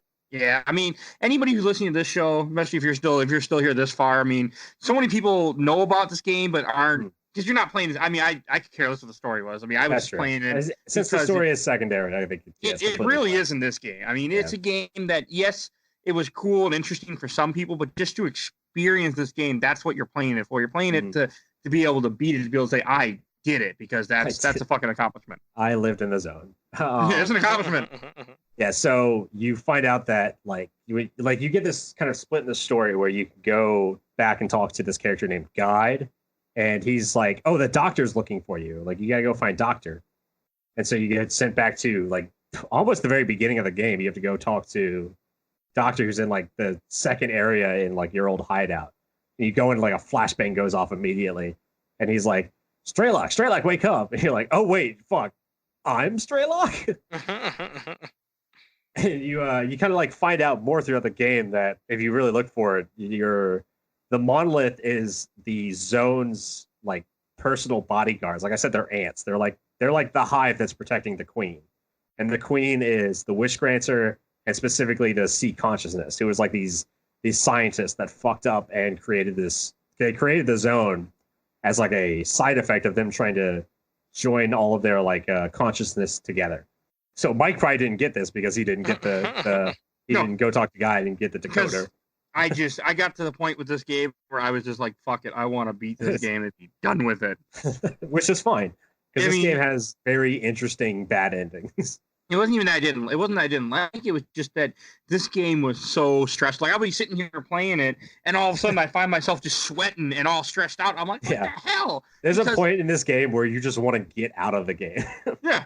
I mean, that's exactly. I mean, again, anyone who's listening to us, we play everything in about a week. Like in this case with this game, I had about 3 weeks. We all had about 2 weeks to play, because we had a game that last week was a game that takes freaking 30 minutes to beat, Captain America and the Avengers. So, we give ourselves time to dive into this world and play something like Sam, that. you started playing it like a fucking month ago, didn't you? Oh, yeah, I did. I mean, Stefan played it like, I think yesterday. Yeah. But it just goes to show, like, you can, you play this game to exist within the world. Yeah, it's like you're not playing it to die. I mean, the story is really good. Like if you're interested in the amount of love people have for it, but that's not why. But I mean, the world is so interesting, and when you start really realizing how much it did, like we hadn't mentioned this yet, enemies don't respawn. Once you kill them, they stay dead, and their body stays there, right wherever you put it, unless you move it. Unless you move it, or unless animals come in and start dragging them away. Yeah, but the world itself has to. It isn't like, oh, we got too many enemies here. Okay, start despawning stuff to save space. Like, it doesn't do that. Yeah, it's not like Fallout 4 where like you clear out a bank and then you come back a week later and there's more mutants in there. It's like you kill them, they're dead, and like maybe another group will move in and take over it or something. But it's just like there's a limited amount of things in this world, and I'm assuming you can clear out the entire world if you play long enough. I think there's some characters that are essential that you can't get to. Like you can't get to kill Sidorovich because he's underground. But yeah, you can kill, I think, all but 4 or 5 people in this game. Which is really cool. I mean, you'll get murdered in certain places, but it's very difficult. That the game lets you do that. Another thing we hadn't mentioned yet is there's food in this game, and there's a hidden food meter. That if you don't eat something, all of a sudden randomly I saw a fork and spoon on my screen. I'm like, what the hell is this? I hadn't eaten in a while, and I guess you get weaker, but the game doesn't tell you. It's just there, and all of a sudden you'll find multiple hidden meters in this game. So there's the food meter, and then there's like a mental meter. And that's like when the controller attacks you, or like when the side missions start going up, your mental meter starts going down. And that will kill you as well. And the radiation, you have a radiation meter that constantly will fill up, and I had to keep injecting, especially near the end when you're doing that last road to get to the power plant. I mean, I called it fucking Hell's Highway. I had to keep injecting myself with the radiation medicine you get because I just was getting fucking murdered. Yeah, well, you could get a couple anomalies or artifacts that'll really help out cutting down radiation. I did not have that. Let's take a quick second to stop and make sure Stefan's mic works now that he's back. Yeah, I'm back. Okay. You also have your video on, which is pretty funny. But sorry. Yeah, just want to make that clear. All right, there we go. For all those that can't see, he put his hand in front of the camera. All right, back to it. Okay. Before we dive into like the ending of this game, I was thinking I was going to read some of our questions off. We got a lot of questions, and some kind of more than I was expecting, because I saw you ask in the group, and I was like, I wonder how many people have asked questions. More than you think. Some are a couple things I'm just going to read. First thing from Sebastian Games. Sorry if I mispronounced your name. What do you think of the box art? I don't like it, but that's me. I I quite enjoy it, but I also quite enjoy it in like when it's connected to all the other box arts, because all the games have like the same kind of box art where it's that face on like a certain color. Actually, well, it's like I would compare it to Left 4 Dead, like the Left 4 Dead box art. Yeah. The second one is much cooler. I mean, Clear Sky has all three people on it with a radioactive sign in the background. Yeah, it's an alternate cover for the other two, I should say. It's not the main covers. There's like alternate colors that are different colors for each. Okay, because Call of Pripyat, I don't know what that is because it didn't load up for me. Yeah, because if you look up Stalker Shadow of Chernobyl has like one of its other covers is the same thing where it's like a radiation symbol and a guy in like a survivor suit standing in front of it. And it's got like the power plant and the brain scourge in the background. It looks really cool. But I think the one the one they're asking about is probably just the face. It's a yellow one, right? The one, exactly, because that's the one I've been posting every time I've been mentioning this game. Has been the yellow one with like the burned looking face on the left hand side and a soldier standing on the right side. Yeah, I quite like that one because they have like alternate covers like that for the other games as well that are just different colors and slightly different backgrounds, and I think they all look really cool next to each other. Which is going to be the art for this episode too. Yeah. Cover art. Okay. Next, which is not really a question, but I want to read this this is a question. Anyone on the show seen the movie it's based on, which we haven't mentioned yet? Absolutely. No. I never got a chance to see it. I would not recommend it for most people. It's a movie that I really enjoy, but I would not recommend because is it like as bad as Doom? No, it's okay. It's not possible. It's a Tarkovsky movie though, so it's like Solaris. It's the same guy who did Solaris. Like it's a weird movie. Like I'm glad that I knew some stuff about the world going in, because it's also the movie, the book, and the games all take place in a slightly different universe where the rules are slightly different. Like not just the universe is different, but like what the zone is kind of changes. And the movie, it's very slow. It's very methodical at the beginning. Like the first hour of the movie I think it's like 2 hours, and I think it's almost 3 hours long. And it's a very, very slow start.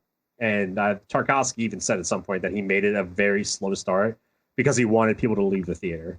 He wanted people to say like, "This movie isn't for you, so get the hell out." Like you'll know within the first hour that the movie isn't for you. The movie's based on the book, right? It's based on the book. It's not a direct adaptation.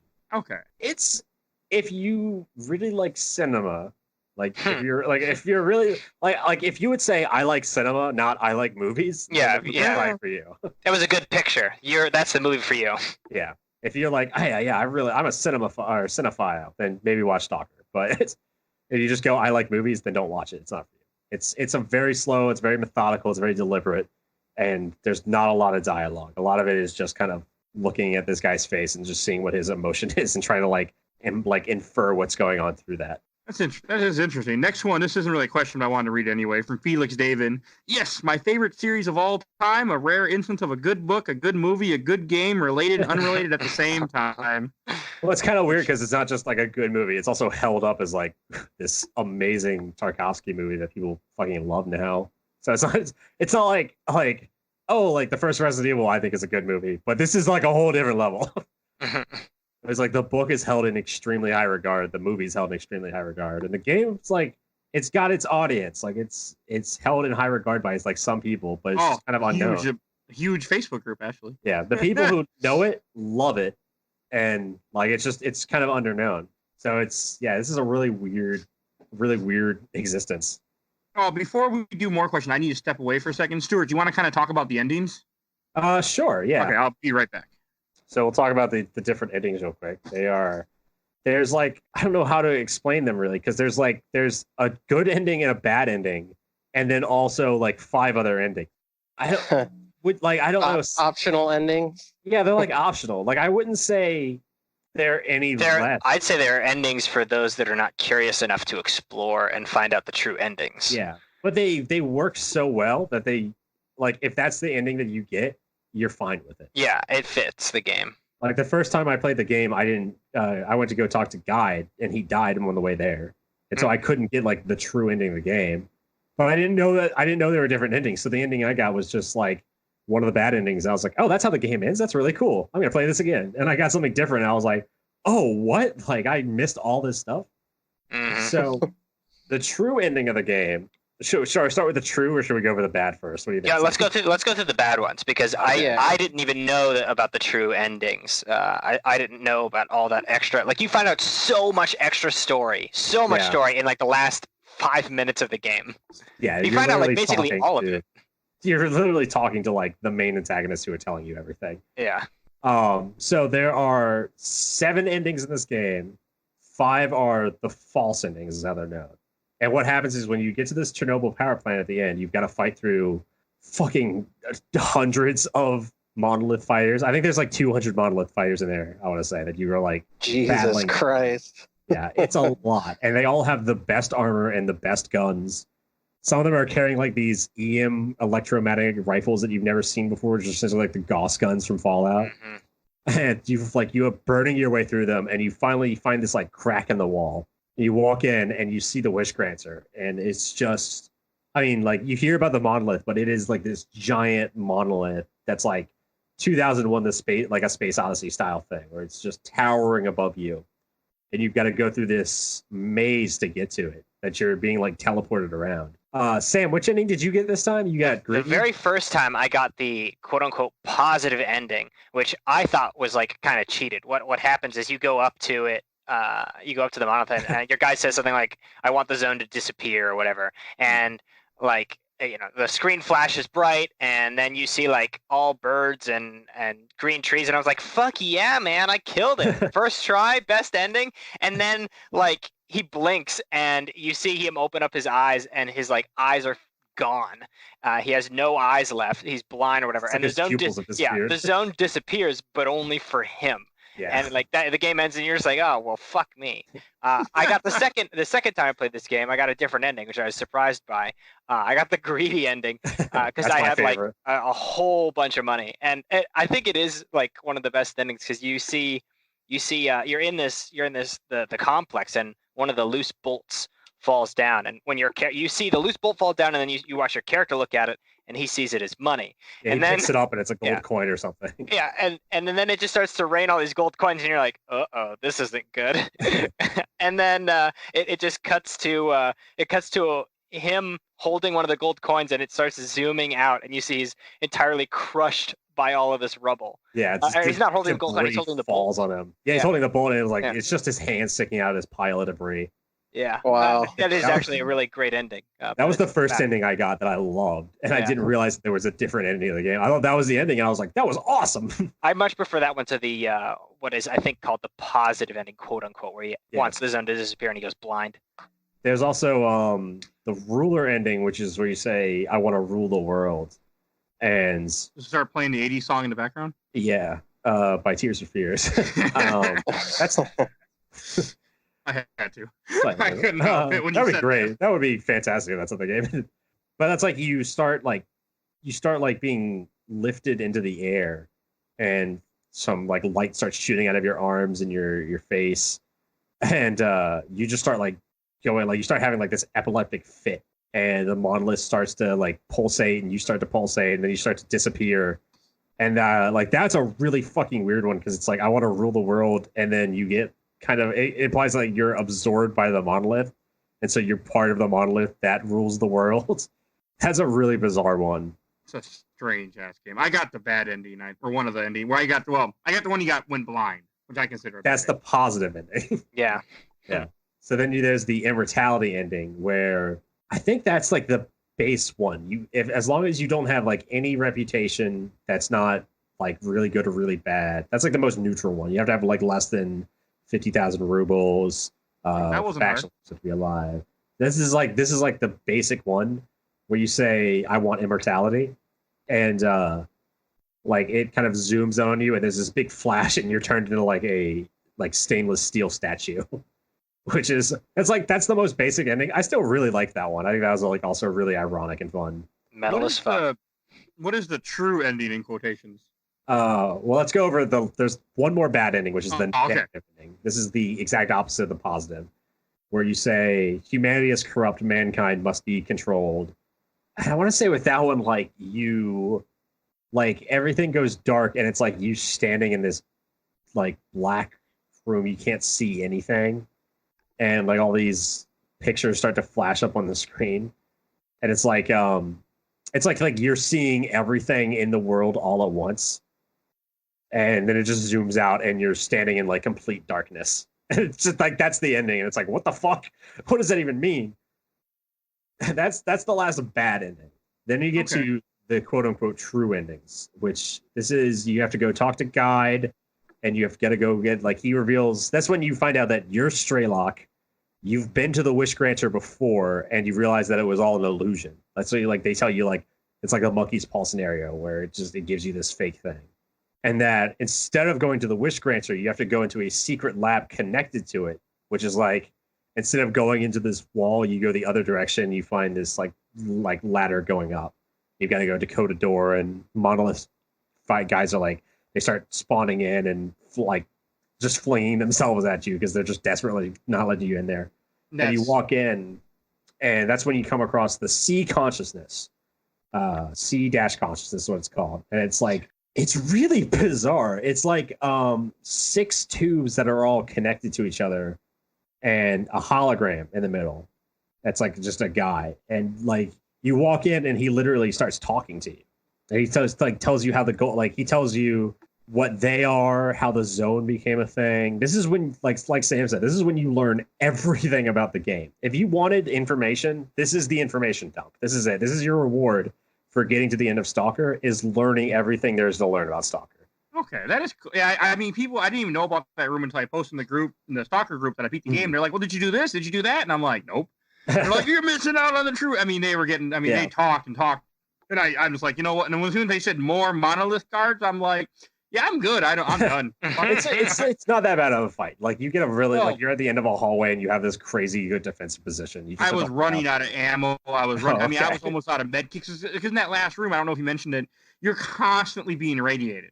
Yes, yeah, like, you're being irradiated. Terrible.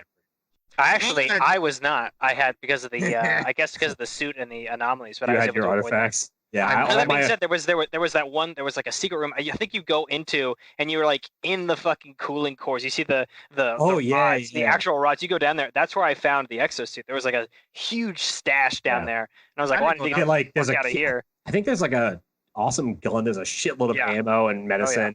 But yeah, like it's a crazy amount of radiation down there. You got to get in and get out. Okay. I mean, this game likes radiation, and then the other thing is it makes you freaking do a jumping puzzle to get to the damn Wish Granter. Yeah. Mm-hmm. Yeah. It took a second to realize you don't climb on stuff. Yeah, it's like it's teleports you around, which is really bizarre. But yeah, so in case if you don't go to the Wish Granter, you go to C Consciousness, and they tell you everything about the zone, and then they give you an offer. They say you can join the C Consciousness and become part of us. Add your collective knowledge to what we know about the zone, since STALKER's kind of like STALKER in the terms of the zone is kind of like he's like the master stalker. He knows everything there is to know, or he at least like will learn it at some point.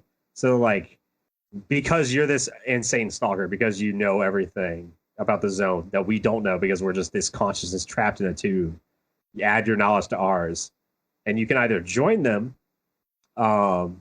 or decline the offer. And if you decline the offer, you've got to kill, I think, 3 Pyrogeists show up, which is like the flame balls you were talking about earlier. Oh man, that sounds terrible. They show up, and you have to destroy the C Consciousness.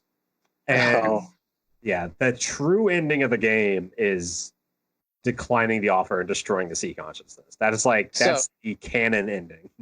So at some point, do they call you Mr. Freeman? Is that what happens? I say, get out of here, Stalker. Yeah, you walk. What you do is you fight your way through like the 300 Monolith fighters, and you open the door, and they say, "I said, come in, don't stand there." And it turns out the guy at the bar was the Monolith the entire time. I like that guy. He knows it's funny. I said, come in, don't stand there. I said, come in, don't stand there. I feel like they get mad at. I thought they were getting mad at me the first time. I'm like, oh god, they're gonna shoot me. Everyone else is shooting me in this damn game. No, he's just so happy. Hello. Oh, hello. Anything else you want to say about the ending? I mean, just the offer endings are, I don't know. I like the bad endings so much that when I replay the game, I almost go for them over the true ending, because I already know. I already have the knowledge now, and so does everybody else listening. Yeah, now they do too. But like the true endings are, I don't know. it's such a cool way to end the game when like a weird like monkey's paw. Like you spend the entire game looking for Straylock, and then you find out you are Straylock, and then the game just ends on this like totally ironic dark note. I think it fits perfectly in the Stalker universe to end on this insanely like depressing like note. Like everything you just did was useless, and you just died. That ending you mentioned with the he picks up the gold coin and the rubble. That I like that one the best. That one's pretty awesome. Favorite, I think that one's so good. Yeah, I like that one. I don't know, the one where he goes blind is pretty good too. I didn't like that as much. I felt kind of cheated when I got that one. I was like, "What? This is over." If I had gotten the greed one first, I would have been super happy with that because it really fits so perfectly. And another thing about this game, which we haven't mentioned yet, is that the cutscenes look so good still, right? And strange as hell. They've aged really well. Oh yeah, like the one where he's shooting he's shooting all the rats are running out. I was like, what the hell? So you get like the same cutscene throughout the game of a guy walks up to what looks like the sarcophagus, which is the nuclear power plant. That's what the like the exterior of it's called now is the sarcophagus. He walks up to it, and all these rats, little rodent things, come running down the hill. He just starts like firing his AK into them, like just nonstop. And it looks so good. I can't believe a game that came out in 2007 has a cutscene that looks so fucking like if a movie came out and looked like the cutscenes in Stalker, I'd be completely on board with it. It looks so good still. I mean, not to mention the mod you can make. Yeah, I was just about to say I should mention that I used the 2009 mod, so I don't know if the graphics look better in it or not. The graphics do look better. They still look okay. Like we said, there's a lot of people that mod this game, and you can get some very good modern graphical updates that make this game absolutely beautiful.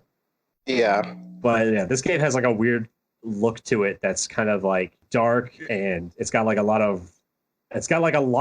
uses light really well because it uses light so little that when it does show you a little bit of light, it really stands out. It still looks very good in this game. Yeah. I liked it. Like when you're running up to the power plant at the end when the blowout's about to happen, the emission, everything is really dark, and you see like this red like cloud in the distance that's just freaking out, and like blue lightning coming up, and it's like the only time you see that much color in the game, and it stands out so much to me every time. But yeah, I do got some more. This looks so good. I got a few more questions for us to read because I'll try to go through some of these kind of fast. Mm-hmm. First one from Chris Buer. Why does Cheeky Breeky, which I didn't understand, but now I know. That was hilarious. I love Cheeky Breeky of Domka. Next one from John Harrington. How faithful is the game to the movie? And from the sound of it, it's completely different. It's not completely different because like the zone is still the same. It's just different in the sense that like the movie, there's only 3 people in the movie really who don't even have names. Like they're literally called like the Stalker, the Professor, and the Writer.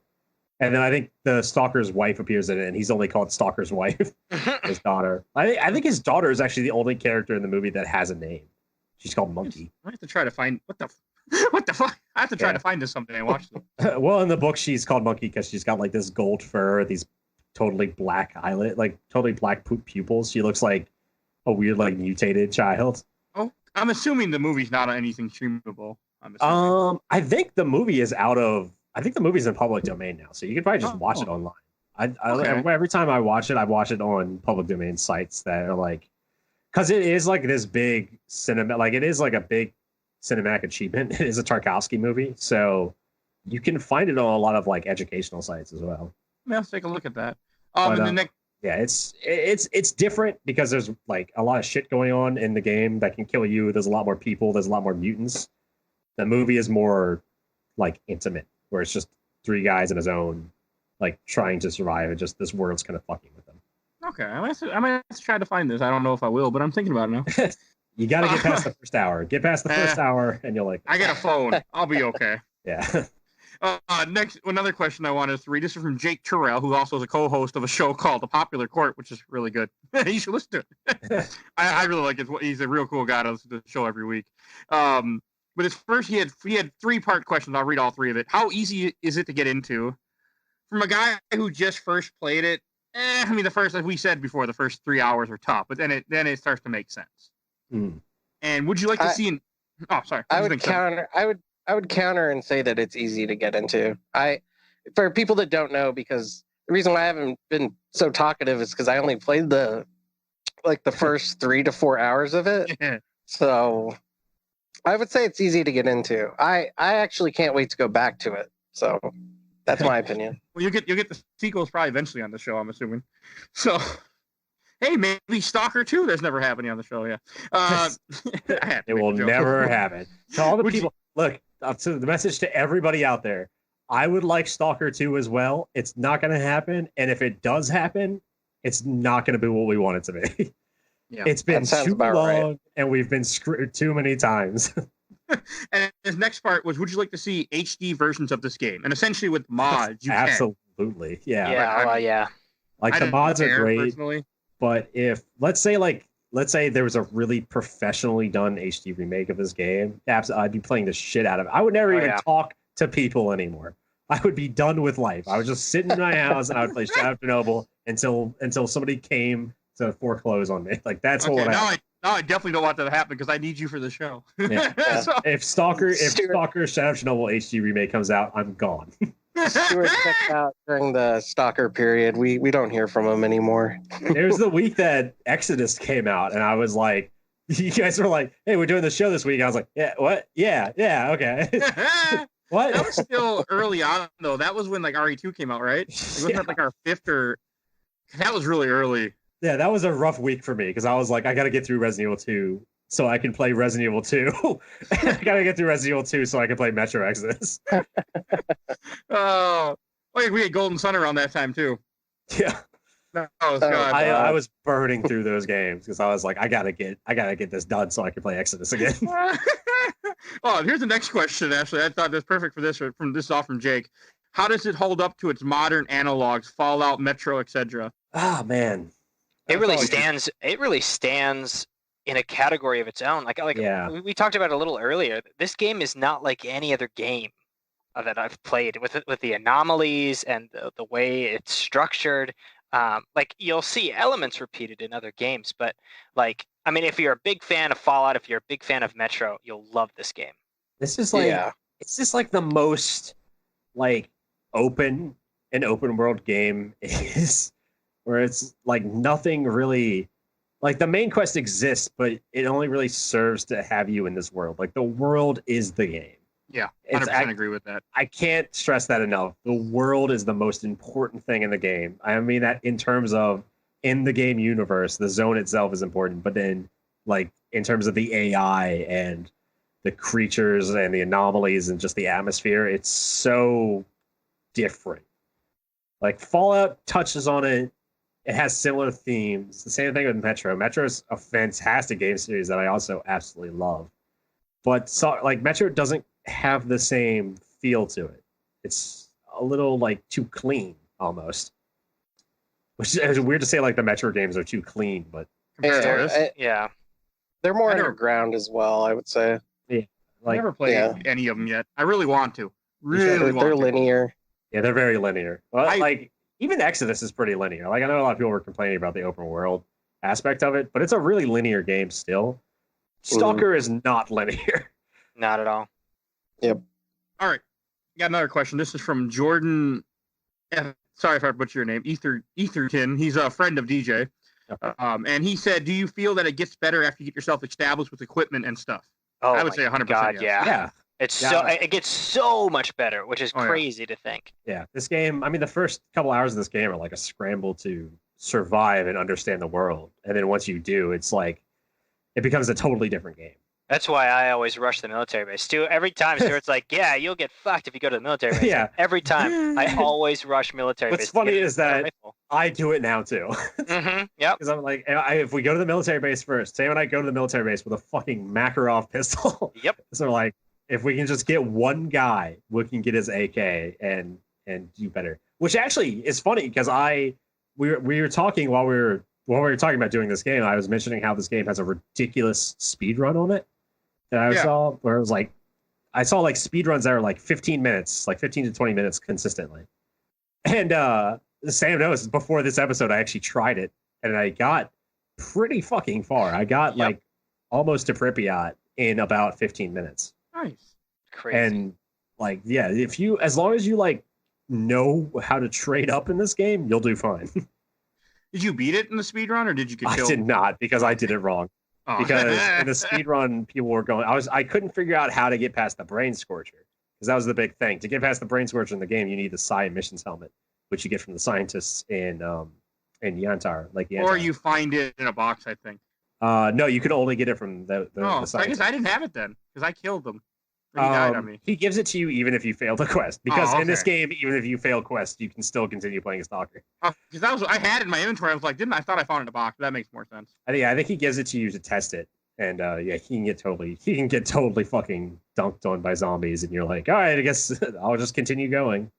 I think this game does it does that really well, where like once you play the game, like you're probably gonna fuck up the first time you play the game. You're probably going to fuck up. You're not going to get the good ending, or you're going to like, things are going to break and you're not going to understand why. Once you like understand the game, you can start manipulating things in your favor, which I really enjoy. Like the freedom and duty factions, you can kind of play them against each other and get some really good loot out of it. And I think that's incredibly interesting to me. Like having these two factions fighting, and you can kind of do this like fistful of dollars scenario. As long as you like understand the factions and understand the game a little bit, you can create a situation that really benefits you. It's really fun when you've been struggling against all this AI the entire time. At one point, I was friends with both Duty and Freedom, and they got into the firefight, and I was just sitting back like, oh my god, I can pick up all this ammo, and I don't have to even fight for it. That is nice. Yeah, once you get past the brain scorcher, like immediately upon finishing that and getting out of the base, whichever faction is stronger comes to help you. And like pushes through Pripyat with you. So it was Duty for me. It was Duty for me as well, because my game fucked up and Skull took a bullet without me noticing, so I couldn't complete the quest line. That's what it was really funny. Right after I beat the brain scorcher, there's like on that death radiation road that the two factions kind of collided, and it was funny. While I was picking up all the gear, that's also where I made my decision who to join. I was gonna say whoever survives this confrontation, that's the group I join. They didn't join up for me until the very end of that road. It was just me going up that road by myself, killing everybody. That final road is what it was. Like that's when you get to Pripyat, and that's like when the game is kind of decided more or less. Like that thing was fucking hard. That's like when whatever faction is in control. They'll be there. And like if you go back to that area, they'll actually be patrolling that road and keeping it safe for you as well. Yeah, I did see that when I was going down there, and I had to fight. Then I had to fight some Freedom guys. I think they were, because they were trying to kill me. Yeah, you'll get some like freelancer Freedom dudes hanging around, or some monolith soldiers that have been cut off. It's just a weird game. All right, another question, which kind of from Evan Broderick: how has it aged? Did you use mods? An incredible game, but it was a diamond in the roughest ground possible on launch. Call of Pripyat is incredible. Call of Pripyat is incredible. I agree. Well, this game was in development for what, Stu? Like 5 years? It had a whole bunch of delayed releases. Yeah, this game had some trouble getting off the ground, and part of that is they made the X-Ray like 1.5 engine for it, and just like this game has like it's hard to explain how much is in this game. It's hard to explain. The AI is insane, and there's just like. There's stuff that even I play it every year, like I said, and there's still stuff I go back and I'm like, oh yeah, I completely forgot about this whole like thing that the AI will do, or I forgot about this whole thing that like the dogs will do to you, or that the bloodsuckers will exist in this area. So it's when it was in development, wasn't one of the things that kind of held it back too was that they wanted to have that gameplay to where if you're not there, the world still like continues to move on without you, but then they realized like the game can finish itself without you too, so now I need to go back and fix all that. Yeah, it's like it's got this bizarre AI that exists. It doesn't exist anywhere else, where like the AI serves not just to like be an enemy in the game, but because the enemies would just continuously kill each other, and you could get to a point where nobody's left in the game. Right. The AI life not only had to exist, but had to like literally exist with itself. Like they had to build this world where like these stalkers would continuously fight each other, but they wouldn't wipe each other out. Like it had to be this ecosystem that would exist without you, that you just happen to go in and screw up occasionally. Right. So, yeah, this game, I mean, the guys who made this went on to work for 4A, and one of them says something, whenever they come out with a new game, he always says, like, our goal is to destroy your computer, which you absolutely see. I mean, like they put so much into it. When this game first came out, like my computer would barely run it, and like my main goal in life is to keep a computer capable of running Stalker now. Oh, my computer, like for this game, I have an older laptop. Well, not that old, 3 years old, but I had to actually buy a cooling pack, and my laptop kept overheating. But that could have been other issues too. But now it's fine. But this is the game that pushed me over the edge. Yeah. This game also has there was a lot of. So this game was announced, I think, in 2001. It came out in 2007. Damn. And it went through many different builds. And you can, I'm not going to go over all of them because there's so many. There's too much to this. Yeah. There's so many different builds, and so many of them are like completely different. But you can go, but like if you're interested in it, I'd say go and look it up. The Stalker Wiki has some pretty good information on the different builds, and some of the build stuff is used in the modding community. And you can see they had some really interesting ideas that were like worked into the game that they came out with on like build number 3, and they like worked in later. And it's just like there was a lot going on. I would hate to have been on the team making this game because I just cannot imagine. I think when GSC Game World opened, there were like 15 people working there. I don't know how many people were working there when Stalker was released, but I think they had like. I think when Stalker came out, they had like 100 people. I can't even imagine making this game with 100 people. No, this is especially at the time, even this was a massive game. Like there's so much. There's so many things in this game that we're not even mentioning because we don't have the time.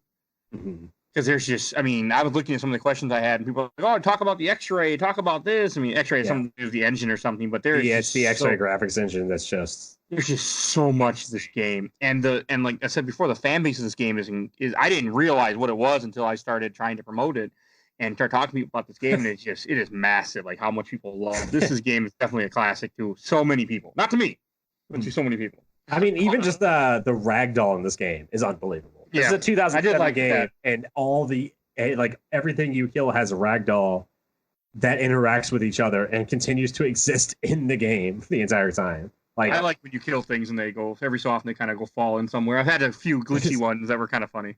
There's some fun ones where you're like fighting up some staircases and you'll shoot somebody and they'll go like bouncing down, like flying down. Yeah. Or there were a couple of times where I shot a guy with a shotgun, or you shoot him and then the blood would splatter on the wall behind him as they run away. I love that. I'm like, I got him. And then I grab him. When you catch somebody with a perfect grenade and just go flying outside of a, like occasionally you'll see some guys in a doorway and chuck a grenade in. And then they'll just come flying out of the door, and that's always so satisfying. Because I would throw grenades at people, but I would always run the other way, or I'd be hiding around a corner. So I never got to see them fly, but I know what you mean. I did waste a ton of grenades on those stupid little things with the face masks. I was running out of ammo near the end, and there were 2 of them, and I used like 4 or 5 grenades just trying to kill them. Didn't work out very well. Masks? Oh, the storks? Yeah, the storks. Yeah, the storks. Those are terrible. Oh. Called because they wear the gas mask. They look like little snorkel. Yeah, they look like something from my nightmares in Silent Hill, but okay. I don't know if we've even mentioned all the mutants in this game. No, we haven't. Controller, storks, now. We haven't mentioned the giant. You mentioned the giant real fast because we're getting there. Yeah, the giant is when you go into the first lab, there's no human enemies. You're finding bodies and like there's weird shit going on. It's almost like there's no danger from any humans for the first half of that lab, and it's just atmosphere building up, and then shit starts to go weird, and that's when you really feel like you're in danger. That's why I talk about this game builds tension really well. That's like absolutely perfect. It's a totally different environment and it plays totally differently, and it really throws you off. Yeah, like as you're going around, you keep hearing this stomping in the background, and like occasionally your screen will shake. Yeah, and then like when you finally come across this giant like room you have to go into, you see how it works for me every time. I'm not sure if this is like how it's scripted, but how it works for me every time is I walk in the room and I see the giant, like the arm of it, and then it goes stomping back into the darkness, and I lose sight of it. And every single time, it scares the shit out of me. Mm-hmm. I shot the hell out of him, and it didn't. But he took a lot to kill. I usually that's like one of the few times in the game I'll use a grenade launcher, and I usually climb up onto the piping. Grenade launcher in this game? Oh yeah. Wow. You'll miss so much in this game. I remember playing through my second time, and I found it felt like a dozen new guns. I was shocked. Yeah, I use the same guns over and over again. Like there's even attachments to the guns that we haven't mentioned either. Yeah, but I don't. My favorite part is this time, Sam. Just before this podcast started, was like, "There's an SVU in this game." Mm-hmm. Yep. How many times have you played this? Now I realize that. I was shocked. Oh, and last question I want to read is from a Benjamin Anderson, part of the Stalker group. So thank you guys, or if you got any of you listen to the show. And he was talk about who the fuck is the guy on the cover. Stuart, okay. I have no idea. I'll let you take that one, and that'll be our last question that we're reading. I actually don't. It's not S.T.A.L.K.E.R. I think it's just. I thought it was the Wish Granter, maybe. I think it's just like it's like a stalker that's been affected by the Wish Granter, I want to say. Okay. I don't think it's anybody in particular. I thought maybe it was something special. He didn't tell me anything. He just said we should talk about it. That's a question. God, I really hope that is not something, and I just don't know. It might be. There's the problem with this, doing this episode, which is I was kind of worried about it because there's stuff that I don't know, despite playing this game so much, that I know I'm going to disappoint some people not mentioning it. But I just don't know who the guy on the cover is supposed to be. I always took it as it was a random person who was affected by the Wish Granter, who's turned into a monolith fighter. Oh, that makes perfect sense. Or they were a zombified stalker or something. I don't know if it's right, but that does make sense. I don't know if it's right either, but let's just assume. I actually searched it, and I was looking through some of these forums, and it doesn't appear to be a known entry or a known thing. People think it might be Fang, Ghost, Stray-Lock. It could also be an entity of the sea consciousness. Some people think zombified stalker. I'm reading up in from a year ago, some random thing. Or the Sandman from Spider-Man 3. You're looking at the same thing I'm looking at. I mean, it looks like the actor who plays the stalker in the movie.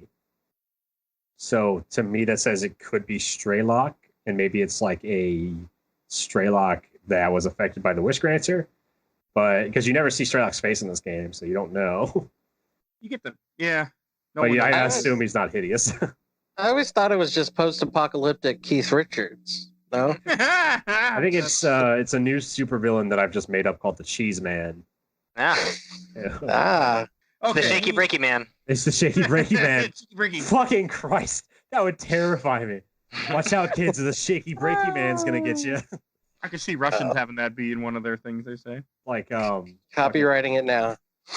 Okay, should we go on? You're out in the woods and you hear Shaky Breaky scream in a distance. You're just oh Jesus Christ, we've got to get out of here. You guys ready for Shelf or Box? I think so. Yeah. There's a million more things that I could say about this game, but I think it's time. We just don't have 10 hours. We should be at the time we're done it. We're hitting the record for our longest episode yet. Yeah, we've just hit the 2-hour mark just about. So. If there was a game that deserved it, it'd be this game. Yeah. I mean, wait till we start doing some RPGs, but yeah, I was impressed. Can't wait till we talk about Call of Pripyat, which is going to be even longer. Sam, since you were our special guest, do you want to go first to Shelf or Box? Yeah, sure. This game is always going to be a shelf for me. It's funny. It stays on my shelf for a really long time, and every time I break it out, the first 10, 15 minutes of it are ugh, why am I doing this? And then I get a better gun because I immediately rush to the military base, and it's oh yeah, that's why I play this game. This is amazing, and I love it. So definitely shelf. Okay. I'll go next. For me, this game, I had been fighting on it back and forth if I wanted to do shelf or box. I didn't know. And at first I was this is definitely going to the shelf. This is going to the recycle bin when I finish it, just like Fallout, and I'm playing it. I got farther. And I will never play this game again. I can say that right now. But the fact that I accomplished it. But you have played it. Yep. I played it. I beat it. I mean, and I enjoyed the experience. I mean, I didn't enjoy the part where I'm sweating sitting here playing a PC game. I'm that stressed out. That I did not enjoy. And the part where I'm jumping every time I hear a sound, even my wife would come out and be and all of a sudden I just jump because there's a noise. I'm oh God, is someone trying to kill me? But no, no one's trying to kill me in real life. But this game definitely going to go on the shelf just because I want someone to go, hey, what's that? And go, I beat that game. Yep, I beat it. And it's just such a it's my favorite part about that is going, I beat that game on novice difficulty. Yep. Yeah. Oh, I played on Stalker. I played on Stalker as well. Yeah. I would not even fucking touch. Like normally in games, I always play the easiest mode, but I would not have touched any of the harder difficulties because it's just. I mean, the game itself is already hard. You should say Stalker is like it's not even like normal. It's like in between easy and normal. Novice is like very easy, and Stalker is like easy. I wouldn't call it very easy, but we can go with that. I'd call it like normal, hard, very hard, really hard. You're gonna die every time you play this Stalker game. Is like it might as well just be called like go fuck yourself. Yep. There's no easy in this game. The easy mode was not. You might call it very easy. It was not. I played mini games very easy. There was no easy involved, but definitely shelf. How about you, Stuart? Yeah, this is Box. I already made that joke in episode 2 or maybe episode 1. I think it was Silent Hill. Yeah, there's no surprise here. This game is absolutely going on my shelf. All 3 belong on my shelf. They're so good. I love these games so much. I don't think any game has like grabbed me quite as much as the Stalker games have. Just the world is so like flushed out and full. It feels like you're jumping into like a living ecosystem, like I said. You are.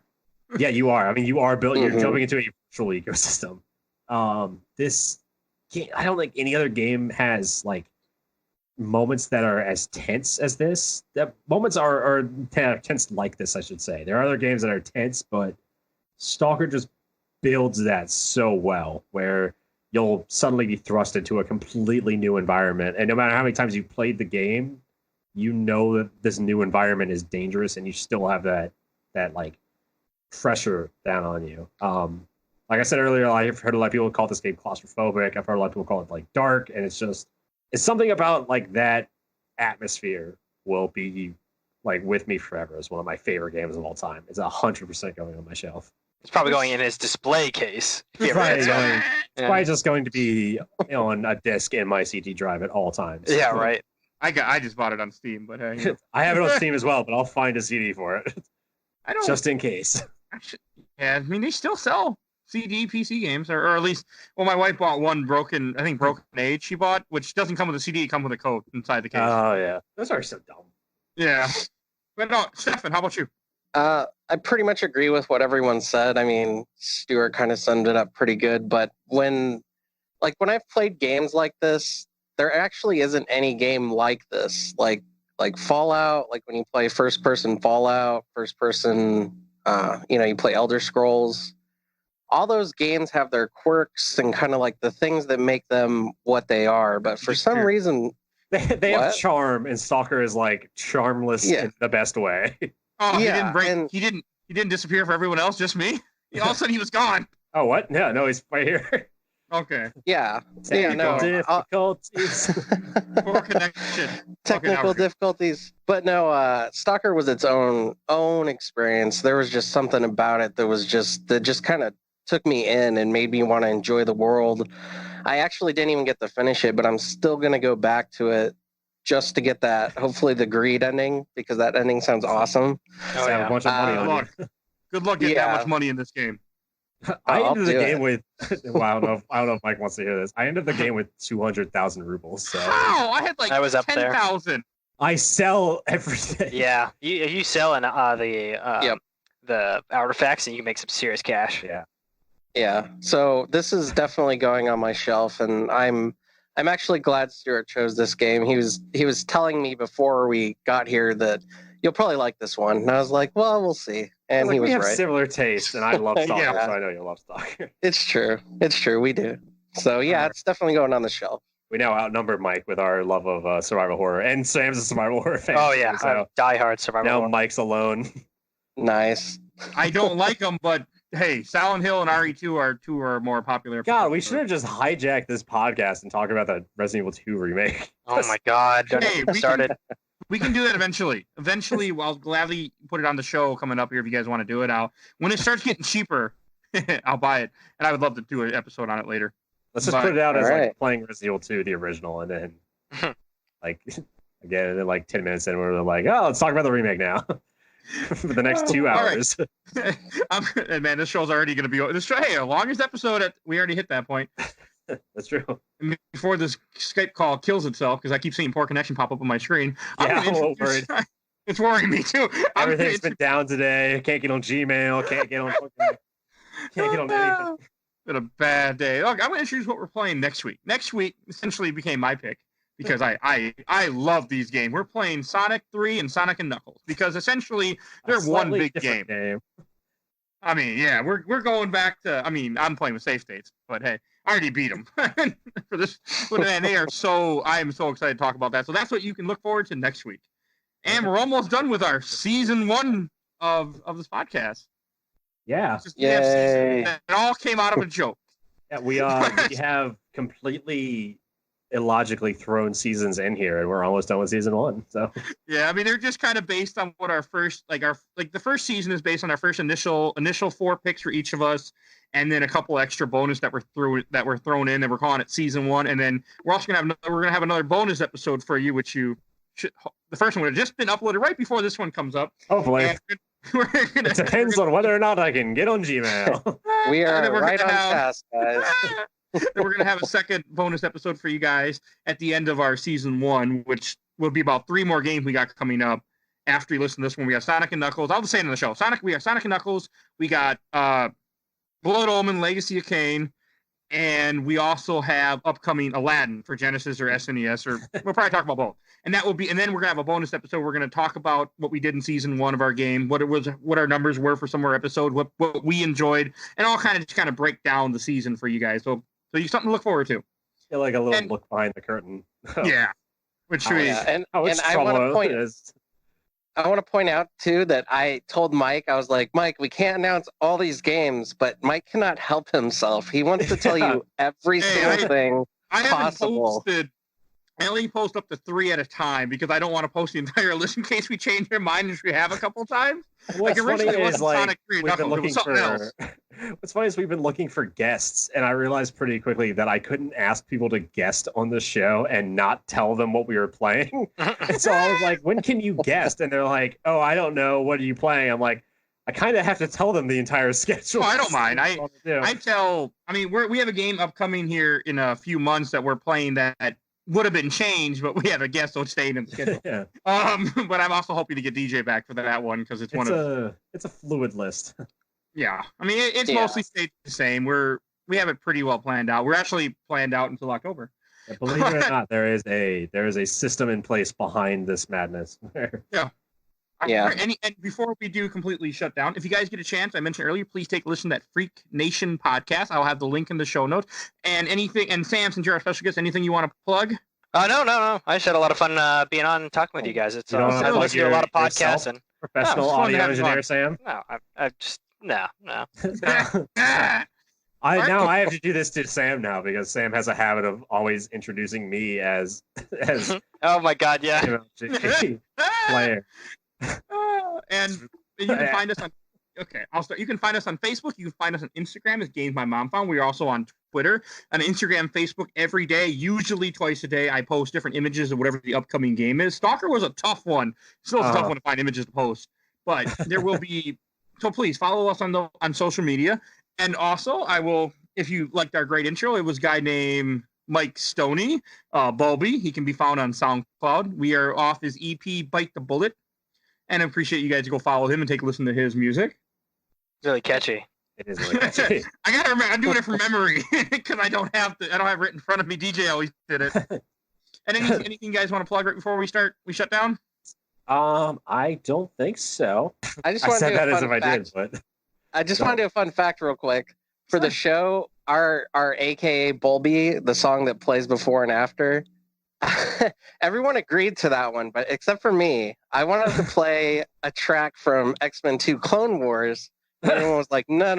Yeah, that can get us some legal issues. That's the problem. Well, yeah. Right now, nobody would care, but if we get to a point we're having thousands and thousands, they would care real fast. If we're talking about legal issues, our logo has some recognizable imagery in it. Yes, but it's also drawn, so it's a little different. It's more fan art in a sense, so it skates on that line closer than having. And music could get you shut down faster than anything. Yeah, we could always true. change our logo. Right. So I just wanted to say that along our line until we get a cease and desist. And yeah, the music would be one that if we did, let's say, that's why I didn't want to go with the X-Men thing, because if we did get down the road, we would have to take everything off. Where with the logo, we just change the logo and resubmit it. Yeah, YouTube in particular is fucking a nightmare. So we're pretty.